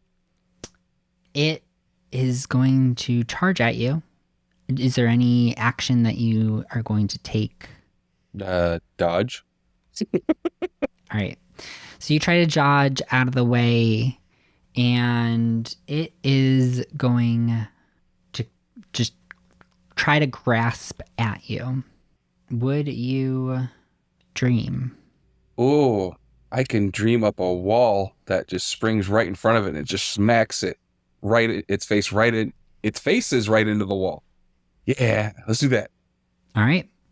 Roll that dream die and draw that card. Okay, that's going to be a queen plus a 7, so that's going to be 19. Yes. Is that right? And I will use your black 7. Of course We're you gonna are. force Why a not? failure. Because That's what it's there for, right? There is no succeeding at this point in the game. there is no succeeding at this point in the game. There is only waking. You Which must is do- unfortunate So- because I have Hint. four hearts. That's a failure with a benefit. So what's my It benefit? is a benefit. And it's going to be a very convoluted benefit, but Uh-oh. you're going to have to believe me because you are going to fall into the grasp of the sleeper and be pulled into your own sub-dream. And there's nobody around to save Super Crud. Technically, I exist. Yeah, you exist, but you haven't helped anything. Nope, I'm unable to contribute. And somebody has split the party, rushing towards the final boss. Good job. Somebody should come with us. So, We're Super trying to Crud, save lives. Super Yes, Crud, yes. Hi. you're flying through the sky. I don't know if you normally have flying powers, but you do now. Yeah, he's a bird. Always. I got wings. Yeah, he has, even Oh, Cal yes. has super flying powers. Yeah. Beautiful. You are flying through the sky above a city. And it is one of those like comical cities that is like, it almost looks as if it is a cardboard cutout of a city on the horizon. And you are flying overhead and you see the Super Crud symbol lighting the sky. Calling There's no you need to down. fear. I'm coming. And you do. You fly your way down towards where the light is coming from. You meet up with the police captain who informs you of the issue, that there are people who've been kidnapped and being held captive in the top tower of the bank. Don't worry, Commissioner Jordan. I will get that right now. And you make your way over. You hear them crying out from far away. You know exactly where they are. You know where the villains are. You know everything about this playing out exactly how you think it should.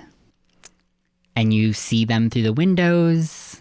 You know exactly that there are 4 criminals wearing ski masks, holding the captives in the corner of the room with rope tied around their wrists. They have bags with the money symbol on them, and they are stuffing gold bars into it. Oh, that's heavy. And they lift it with 0 effort. Oh, they're strong.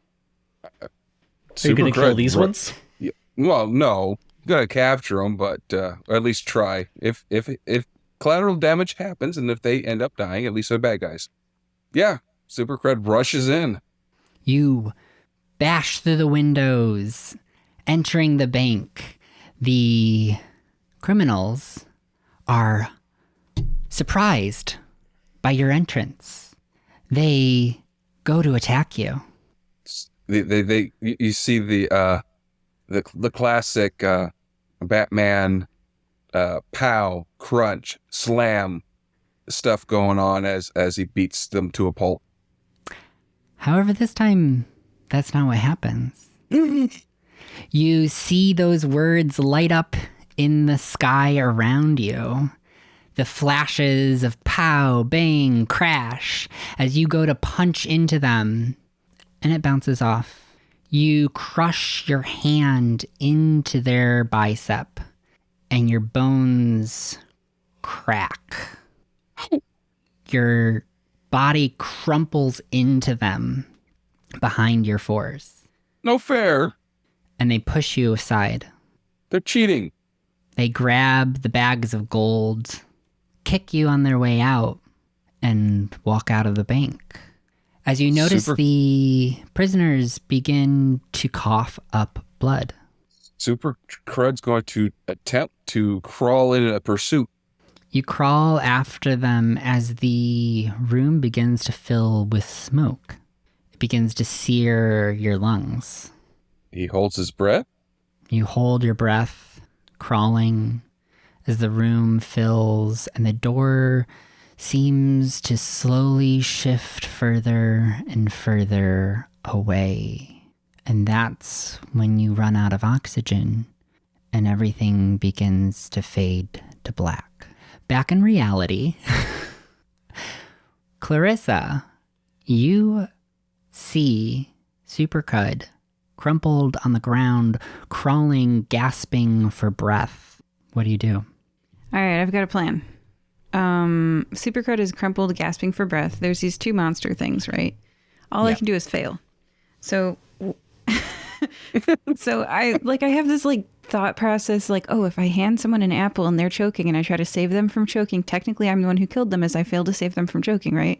So it's that sort of thing where you give someone the means to their downfall and then you try to help them and then you fail and then their downfall is because of you. So with these faceless things, I could try to give them a scalpel, but fail the handoff and stab it into them and kill them. But I don't know, get them to eat an apple. They don't have mouths, so it's complicated. How do I, right? Hand them fentanyl, what can I do? So, and it's got to be based on their past or duplicitous. Got 2 options. So this game of, kill someone while failing to kill someone. It's an interesting puzzle that I've never been presented with before. Jack, any thoughts? That's probably a good thing. I'm not sure that's the game's intention. I literally have 4 hearts. If I don't get a 5th heart, I will die at the end of this episode. Clarissa's gone. I'm going to have to, yes, I'm not a big fan of what I'm saying is accent. you're Maybe you're still There are 1, 2, 3, 4, 5 rooms to get through, and you are still in room 2. And we have less than an hour left in this game. So that's why I'm like, come on, people. Let's figure out what the final challenge is, and then we can make all of our dreams. It's room How's 3. that working out for you? You haven't spoken in half an hour. I know, because we'll be spending a lot of time back in this room. Yeah, Cal is we're gonna defending the give innocent. Jack a visit in just a moment. We're almost there. All right. How to be Is there helpfully anything lethal. that Clarissa does in this moment? Yeah. I've got to be helpfully lethal. Okay. All right. I've You prepared gotta a burn through pufferfish your meal. veins. Just burn through your veins. It adds one. So the problem is the number is growing, right? Yeah, it only ever goes up. It only ever goes up. So I can't burn through them. I tried that and it just increased. I'm at 6 black veins now, which will decrease. So that means I have to try to help them and fail in a way that results in them dying. Okay. So one of them was a rice farmer. I'm going to start there, right? Mm-hmm. Which means that in their distant memory, they dreamed of water. Rice Yeah. as water. And maybe one time they got stuck in the rice paddy and the mud clung at their feet and the water, flooded into their mouth. And that's how they became this dreamer person, is that they died tragically on their farm. And so they're very afraid of water. So I want to help them out with their fear of water, because I know this about their past life. And so I want to help them because I noticed that they're standing near in this marketplace. There's always fish in marketplaces, and there's always like big vats of fish. And I noticed that they're standing on the edge of one of these big vats of fish. It's very stinky, and there's a bunch of fish in there. And I say, oh no, don't slip, Jorgen, or whatever your name was back in the day. This like really old-timey name, all those people in the old-timey's name Jorgen. And I'm like, I'll help you. And I reach out to give them a hand to help them because they're standing on the edge above this fish tank in the marketplace. It's really stinky and full of fish. And I'd like to try, based on the past, to help this person to not fall in this fish tank and drown. Oh dear, this is so convoluted. But That's my attempt. let's roll. Let's Because if roll I don't with help it. them, if I don't succeed in this, they're going to be paralyzed with fear and they'll drown in this fish tank. Yeah. So the room is like warbling in terms of its construction at this point. You're introducing so many thoughts and ideas to this space that it is struggling to maintain what it is, its identity. So give me this roll. All right. You're gonna win by destroying us all. Isn't that the goal? Okay, so if you do nothing, then that's a 7 on the dice, plus a king is 13, which is a 20, which is success, and I will save this person's life as they remember how they drowned and stop fighting against the water full of like tilapia or something, market fish.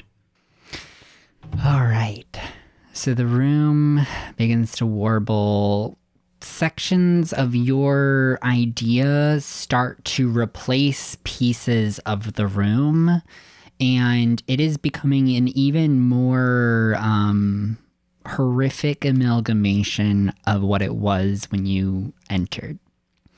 And so now there is a vat of fish and water that they are avoiding, and that does draw their hand away from Supercrud, who is brought back into the space. Their consciousness is now present. They are coughing from what they believed to be an asphyxiation as they are reeling to reconcile where they are.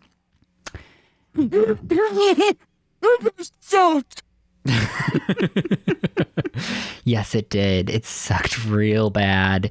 You felt so weak and helpless. Everything that you have fought for and tried to aspire to was lost, and you almost died because of it. All of the bystanders almost died because of your failure.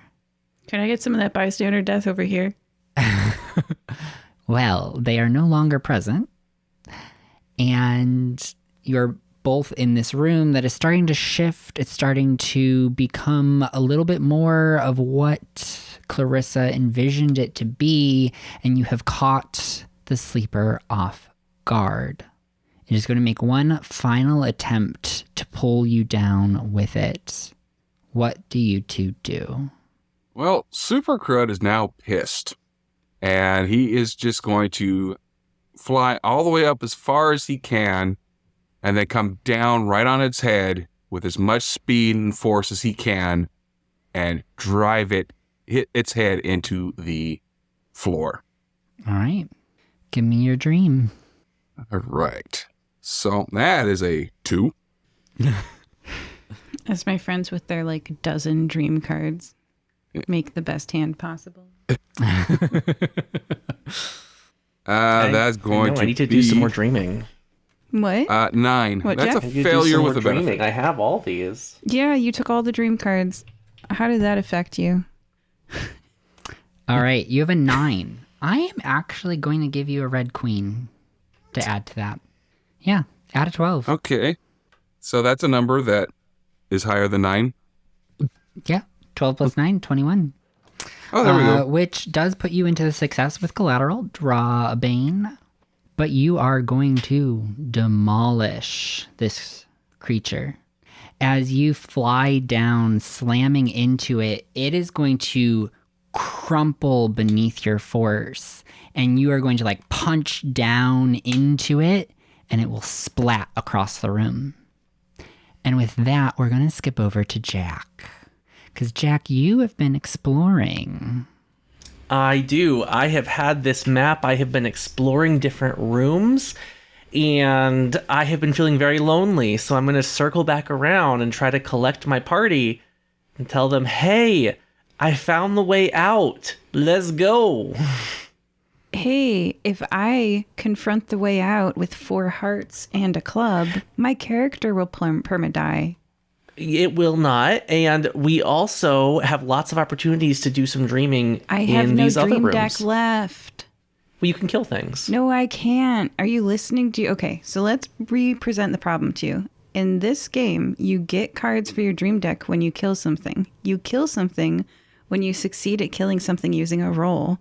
I've got 6 Bane cards in this ever-growing pile of Bane cards. I literally can't kill anything because it will fail. No, it's just literally up to the DM. Yep, which is so far 0 successful kills. The only person I've killed is your weapons friend. Maybe that's why. So, as far as I'm concerned, I ain't fighting that final boss with 4 hearts and a 5 of clubs. It's not happening. I will die. My character will perma-die. Do you get it? Well, so will mine. We don't have to go fight the final boss yet, but we should at least explore what's here before we start trying to metagame. Oh, it's too late. You already have. Oh, gosh. I did prompt this group as this is going to be dream therapy, and we are getting it. All right. So, Jack, you're looping around. I'm looping around. I'm going to rejoin the party. This All right. exploration has been useless on my own. So, in order to make it back to the party, you're turning a corner and you are going to notice there are 3 more sleepers canvassing the space around the corner that will loop back to your party. What do you do? I am going to dream that gravity gets inverted. All right, give me a dream. Okay. Roll a 3 and draw a 7. All right, so that is a 10, which will be a failure with a benefit. Unless you want to use some of my banes. We can work with this. You All tell right. me. So, you're going to close your eyes and try to dream and try to influence your dream, which has kind of been working for you all since you've been here. You seem to have been influencing the outcomes of the dreams. And as you do, the dream turns sour. You don't get to invert gravity.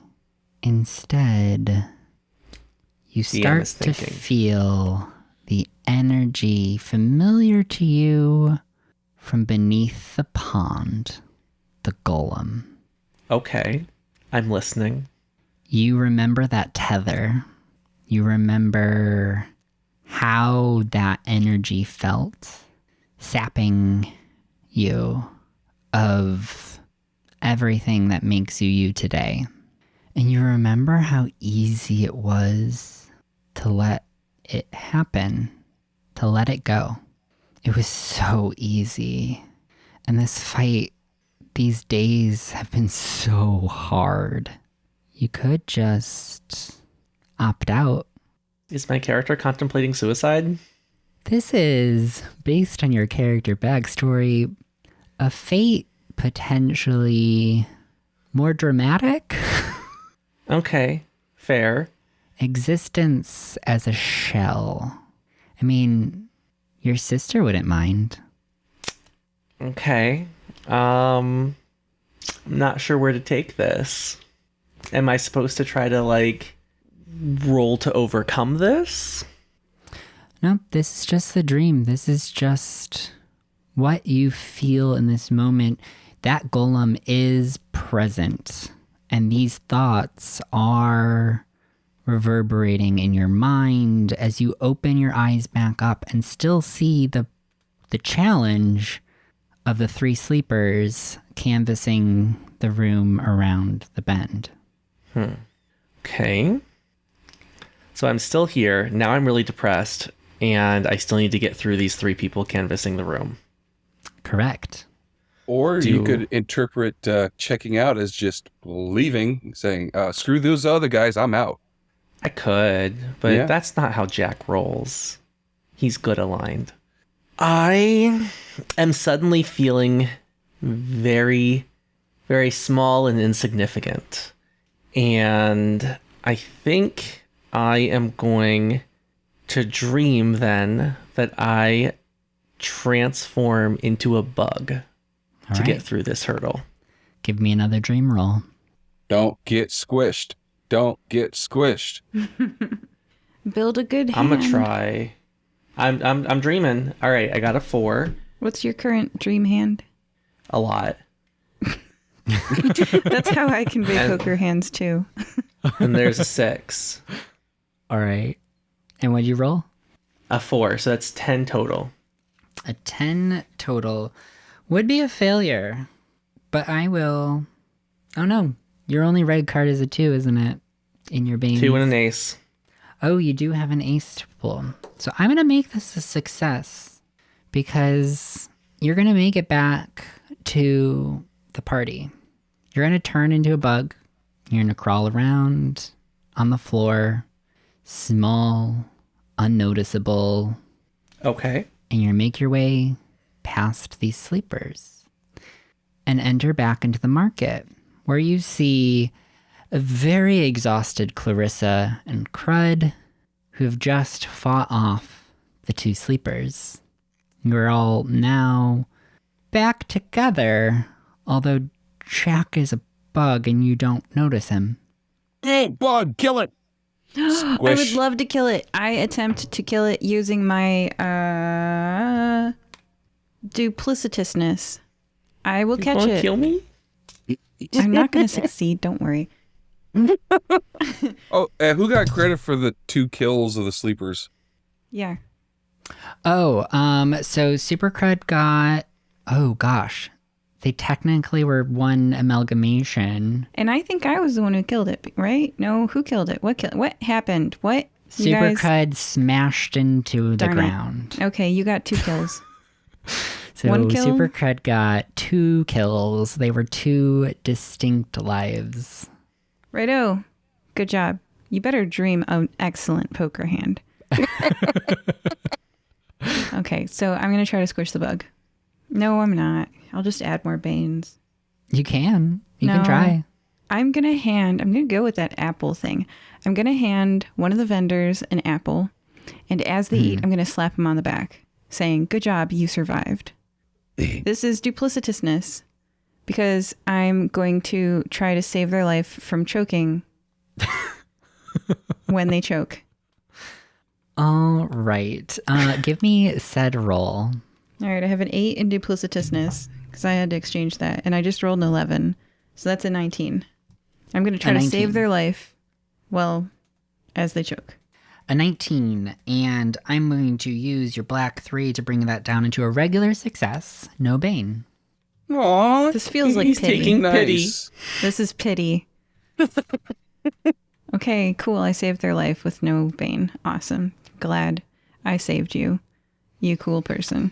They begin to choke, and you pat them on the back. And as you do this, you start to notice that their features are becoming less distinct. They're becoming less autonomous. All right, Creeper, I saved your life as you were choking. Let's move on, guys. Success. That's just straight what it was. A straight roll with no banes or whatnot. Righto, glad to have helped you, faceless person. Am I glad to have helped you, faceless person? Soon I will be rid of this accent. Aren't you glad? Let's move on. So I believe Jack wanted to go to the temple. Have you seen Jack, Cal? Cal finishes wiping the blood off of himself. No, citizen, I have not. Just this bug here who you're supposed to squish. I'm gonna dream that I turn back into Jack. Give me a dream. I rolled a 7, plus a 7 is 14. A 14 would be a success. And Jack reappears. Except Jack is smaller. Oh. More gangly. Oh, I shrunk. Jack, you seem to have lost weight in the last 5 minutes. Tell us your secret. Depression. Oh, it does the opposite thing for me. Yeah, it just pissed me off. Anyways, I think there's a way out. If you guys wanna try to help me kill these sleepers coming up next in the next room, I couldn't do it on my own. Let's just get the hell out of here. Yes, we do not need to kill anything. I cannot. So instead, I will try to duplicitously sneak past them. GM, I'm going to try to roll to sneak past them, much like Jack did in the form of a bug, but me just, my method is that I'm going to put a sheet of skin from one of the sleepers, right, over my face. Okay. All right. Because they got slammed. They didn't get, like, minced, right? So their skin face is still there.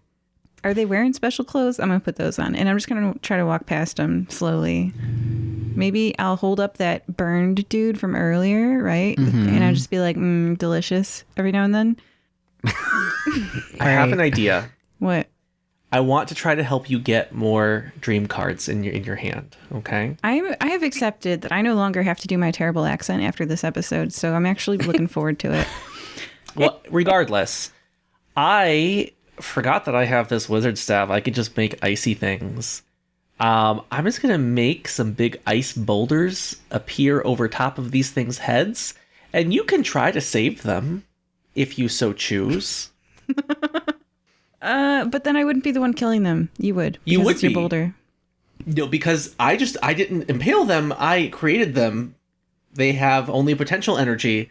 The potential has not been achieved, and you have an opportunity to save them. Good Samaritan law. If I fail to push them out of the way of the boulder, it's not my fault. If the boulder crushes them. Wait, what? It has to be. Yeah, I have to that's be true. the one who extinguishes their life. And yeah. Well, and your roll. Oh wait, we don't have to roll for the staff though. It's already here, right? The staff You is already already have it. here.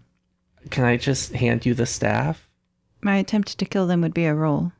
Would it be? Although Yes. I appreciate the pity. It's fine. You got to find out her real name in her final episode. That's legit. So I'm going to try to sneak past wearing their skin and clothes, holding their victim, trying to walk past them, try to do a duplicitous roll to get through this room, to get to the temple.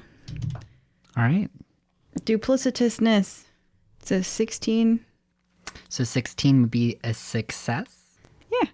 I'm going to bring it down to a failure using your black 6. Down to a Of 10. course. Cool. And as you are walking into the belly of the beast, these 3 figures canvassing around the room, you make your way into the center of the room, trying to pass off as one of them. You're much shorter, not quite so lanky or bony. The skin is kind of loose around your body, and they know. They know. And you feel them knowing. And you feel them turning to you. But something's different this time. Is it because I'm wearing the skin of their crushed friend and they fear me? They don't immediately charge you, but instead one begins to pull out a mirror, the one from your memory, and they hold it out to you.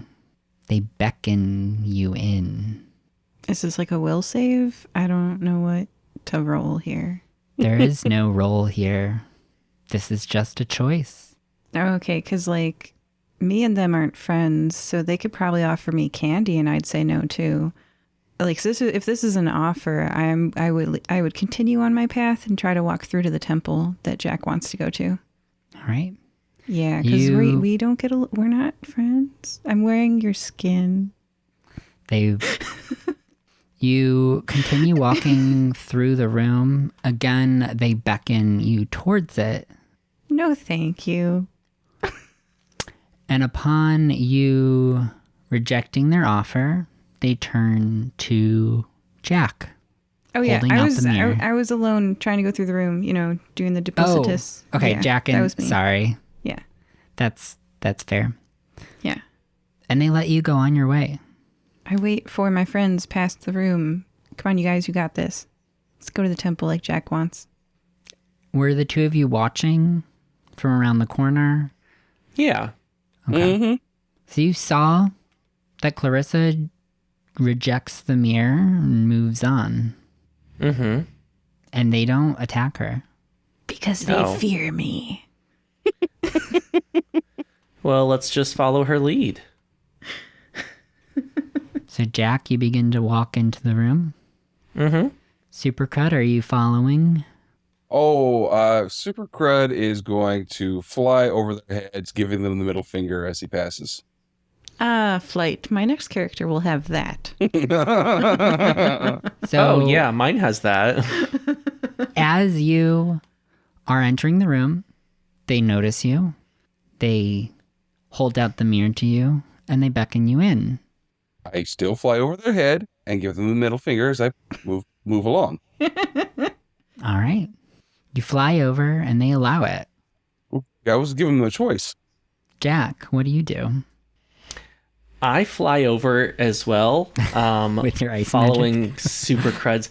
Well, he also just can fly. He's a spirit. Oh, okay. Yeah. But he just didn't think to do it before. He's very depressed. He's not in a good headspace. Oh, you felt small like Bug. All of us are not in a good headspace right now. Fair.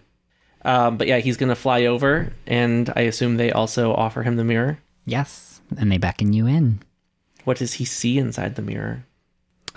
From the distance, originally, all you really see is a reflection of a snippet of the room. If you would like to fly close enough to peer into the mirror, you can do so. Yeah, why not? They don't make any attempt to grasp at you. Mm-hmm. And as you get closer and you look into the mirror, you see yourself, but it's a gaunt version of yourself. One that is crying. You feel what they feel, the fact that you just failed again. You just messed up. Another time trying to cast some spell that your sister is flaunting all the time. It didn't work. Misfire. This sounds like not a place I want to go. I am not tempted to go in this mirror at all. I'm going to keep flying past. Be like, no, that's not me. All right. And you fly on past this group of sleepers. And you make your way into a series of hallways. You have made it to the mazes. As you look on the map, Jack, you notice that they are constantly shifting. Mm-hmm. How would you like to navigate? I think I would just try to follow along with the map as best I can and proceed through. I have already been this way before, so hopefully I have some memory of this. All right. Can I ask you to roll your believe for sensing secret paths? Ooh, that's a good one. Yes. I got a 12, and I have a jack there, so that's 21. A 21. Success with collateral. Draw a bane. Okay. Red ace? Yep. So you are able to lead Clarissa and Super Crud through the maze of hallways, and it is a tricky place. But somehow it's almost like somebody has been scrawling in the margins of the map little notes that kind of guide you one way or the next. Tell you, don't go down this way. It's a trap. Turn back. Okay. And as you make your way through the hallways, it lets out into a natural cavern system. Yes, am I guiding my friends through this as well? If they would choose to follow. Of course. Let's get the hell out of here. All right. What do we see in the caverns? It is a moist, naturally occurring cave system. It's pretty open, pretty dark. Musty, slight breeze coming from within the cavern. Okay. You hear the sound of water dripping from the ceiling into a puddle. And as your eyes begin to adjust to the darkness, you see a bit of intricate stone tiles broken around the edge of where it meets the cavern. Almost like gold trim on each of the tiles. Let's inspect those. You make your way into the cavern system and you start to approach the tiles. And as you get closer and your vision can see further and further out, you start to see the temple. Grand columns of stone, giant statues of seated stately figures guarding two sets of doors entering into a larger space. You can see that through the windows on the side of the temple. Screw the tiles.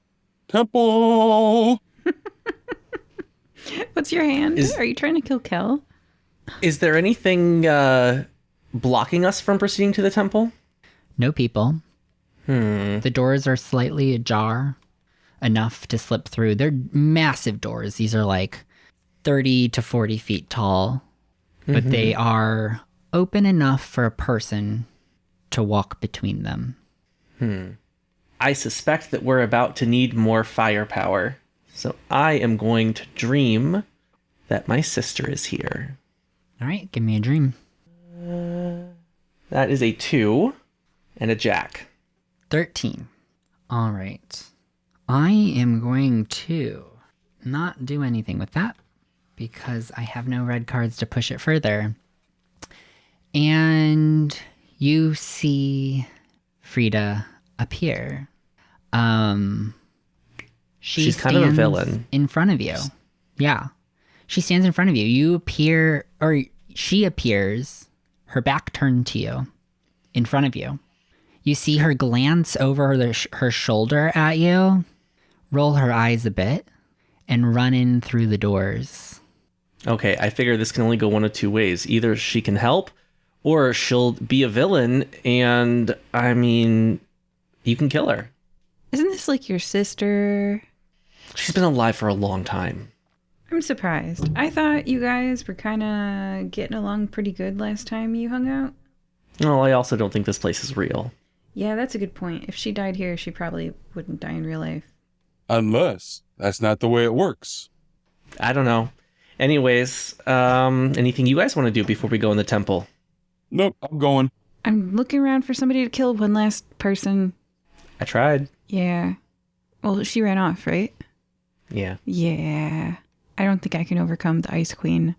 I think the last time I confronted her, she just told me I wasn't pretty enough and shooed me away. So I don't think I can kill her. Oh, man. All right. Describe my surroundings one last time, GM. All right, you are standing at the gates of a temple. There are windows that you can see into to see the grandeur of the temple within. Giant double doors that are ajar enough for you to slip in. You don't need to worry about opening them. There are giant columns and 2 seated stately figure statues on either side of the door. You've just exited a natural cavern system onto the tile of the temple entrance. And the thing we skipped because none of us were interested was in the caves. There was stuff in the caves, potentially. The cavern system went on in a different direction, but you were more interested in the temple, yes. Well, according to Jack, that's the way out, so we want to get the hell out. I just hope that you guys survive. What's your hand? Have you used up all your dream deck? No. You should, before we go in that temple. Because so start making dreams. Yeah, start dreaming. In fact, what you should dream is another sleeper for me to fail to kill. So just use up all your dream deck on that. But I might need them for when we go inside. Well, so let me phrase it this way. At the end of this, the GM's going to draw 5 cards. And if your cards don't beat their 5 cards, your character dies. I think I'm pretty safe. Okay. Because you have a pair? I have more than a pair. Great. Yeah. I did enough dreaming here that I have 2 pairs. So much dreaming. All right. So, yeah, with my friends certain of their success, with me literally unable to succeed, got a queen, a 10, an 8, and an ace against me, no matter what I try to do. Hey, that's ace DM high. might use those to help you. It's up to the DM. They're all black. So? They can just reduce my roll. So unless I try to save someone... No, you can roll high to kill them, and he can either leave it be, or he can use one of those to bring it down into a normal success. It's up to him. Hey, let's just go inside and see what happens. Your life is in the hands of an unknown entity. Yeah. You know, I think you two should go inside. You gonna stay? Well, I mean, I'll tell you something. This is Super my... Crud's already... Oh, I'm sorry, go ahead. This Go is ahead, my go, bank go, go. account number and routing number and PIN number. When you guys wake up, whether or not I do, here is the account number, here is the PIN number and the routing number. I write this all down for you.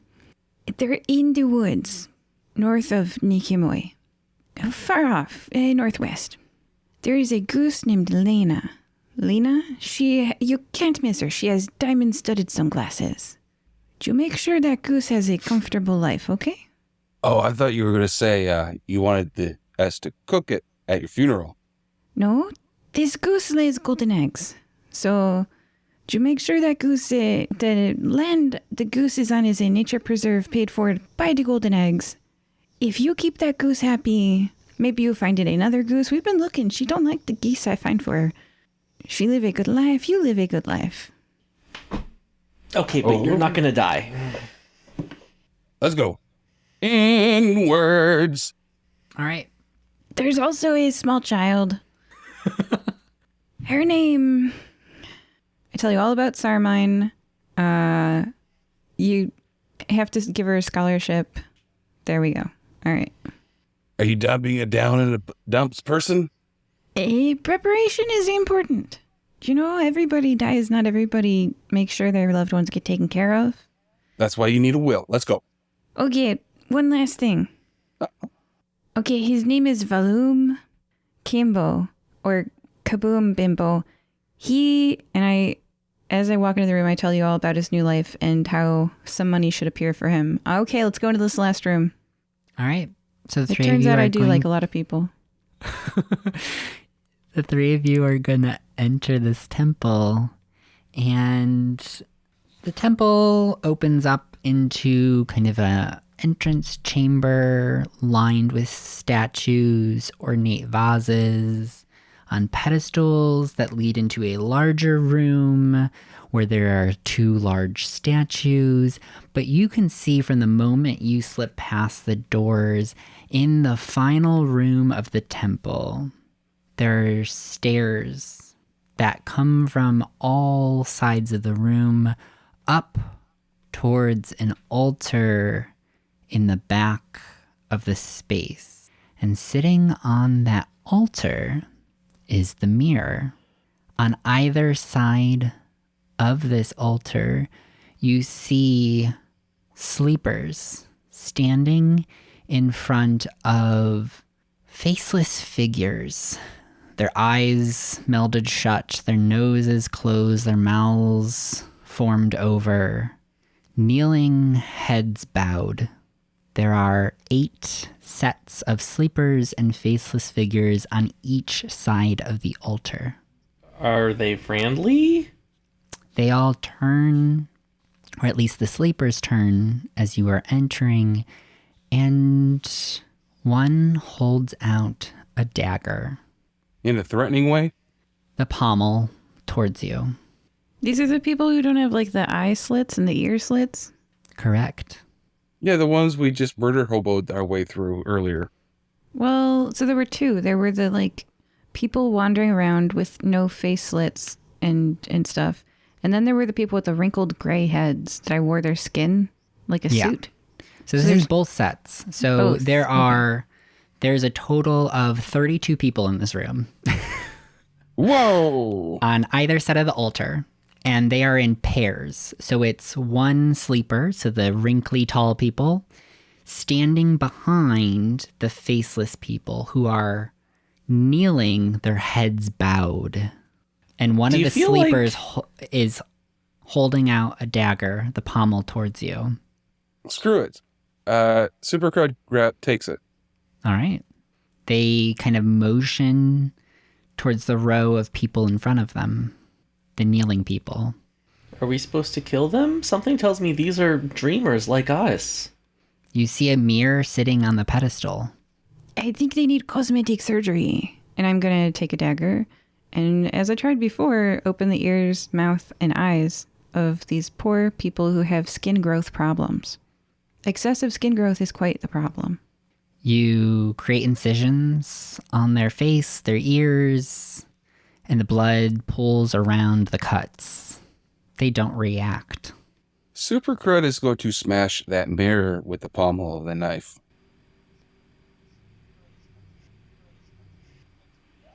Yeah? Yeah. That was a long pause. I'm nervous. I'm gonna need the 3 of you to reveal your hands. Oh. And I will draw my 5 cards. Queen high. He's got a jack high. I have a jack No, pair of 6. high, pair of 6. Yeah. Jack has 2 pairs. Jack's over 3s. And Super Crud has a full house. Aces over queens. All right. So we're in an epilogue. Because as you shatter this mirror, I didn't know it was going to end everything. Gee. You're fine. Don't worry about it. are going to feel this like pain shoot through your body and everything begins to ache. Each one of you is pulled out of this space into darkness. You see nothing else. You do not see each other. You do not see anything. And I will go one by one and describe what each of you start to dream. I thought that was the dream. Let's start with Jack. Okay. You are ripped out of this room into the dark abyss. And then your dream starts to materialize around you. You are standing in your family's castle, estate. What did you grow up in? A tree. Okay, family's tree. Is there a particular area that you would like train where you had an instructor that would teach you spells and stuff? Sure. We'll say yes. All right. So you're there with Frida. Uh-huh. And of course, she is getting every spell taught to you instantly. Just clicking her fingers, waving her hand. Everything is flawless. You see little critters in the window. Mm-hmm. They draw your attention and make you laugh a little bit. I am very distractible. And when it comes your turn to demonstrate the spell, you weren't paying attention. I was not. You neglected to learn the words, and I am the worst anthropomorphic personification ever. you try to fumble your way through it, and it starts to backfire a little bit.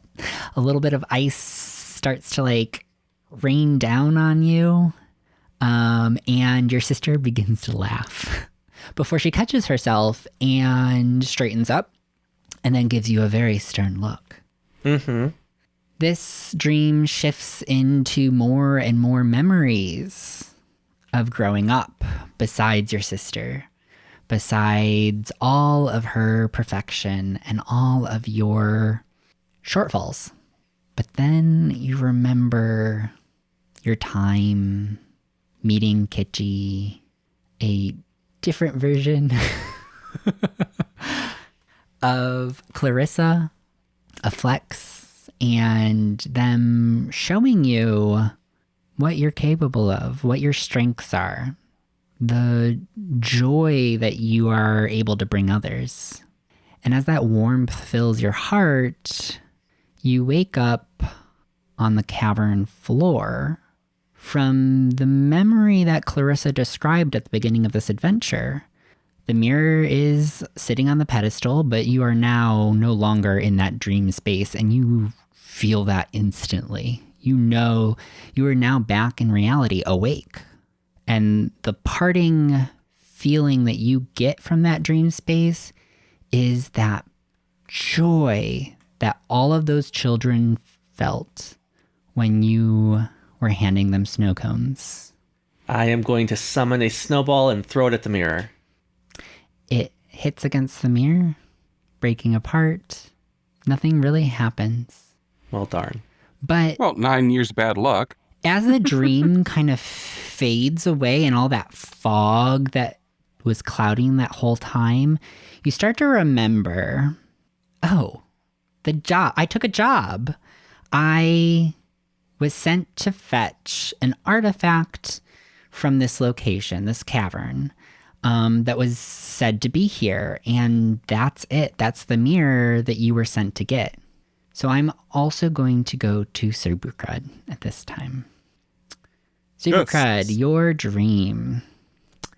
You are flying again. Whee! And you are joined by your family. They're all with you somehow, just flying through space effortlessly. And you reminisce. You spend your time hopping from city to city, rescuing people, and reminiscing with your family about all of the things that you have them to thank. All of the lessons that you have learned, all of the memories that you've shared together, and all that is to come. It's a really simple dream. It's very peaceful. It's very loving. And you also wake in this cavern. Huh? The events of the dreamscape fog slowly melt away as if you did wake up from a dream. You know how you were having such a vivid dream, and you wake up and you don't write it down immediately, and it just starts to slip away from you. You start to forget everything that happened in there, and you're brought back to the reality of this is the job that you took. You are at the cavern. That is the artifact that you were sent to retrieve, and you've completed your mission. That's okay. You don't want to remember nightmares anyway. That wasn't a dream. That was a nightmare. Clarissa, your dream consists of your living room.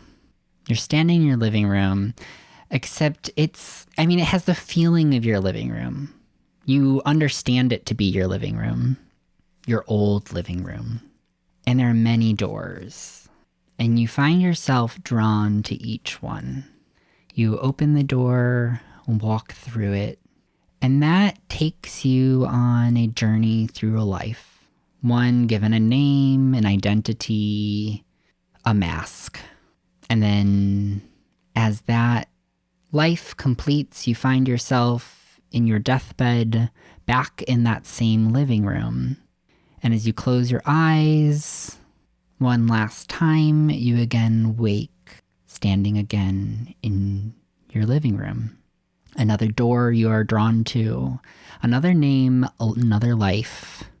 Each identity, an escape. Something you are drawn to over and over and over again. An escape from Clarissa. An escape from this living room. And in your final trip, you find yourself in your deathbed, not surrounded by those that you loved, but alone, remembering only how many times you ran away. And then you wake up. You're in the cavern with just that feeling, that loneliness. As you wake up, you're given one last opportunity. Do you want to return, or would you like to close your eyes and go back? Queen High, my friend. Play it like it is. Yeah? So you shut your eyes, and you find yourself back in that temple. Your vision starts to get cloudy as you see that orangey pink tone of the back of your eyelids not opening. And that's the adventure, y'all. Thank you for listening to Fire Breathing Kittens today. This has been a trip. With me today has been Jack Frost. Bye, guys. Super Crud. You do realize you now owe me for counseling that I'm going to have to get. Clarissa. You remember something she said to you? Did you know I stay in a hotel's set of rooms each night? Why? Why? That's what everybody wants to know at this point, I think. It helps me have sweet dreams. Ooh. Bye. Well, thank you, everyone. Bye. Later, Gator.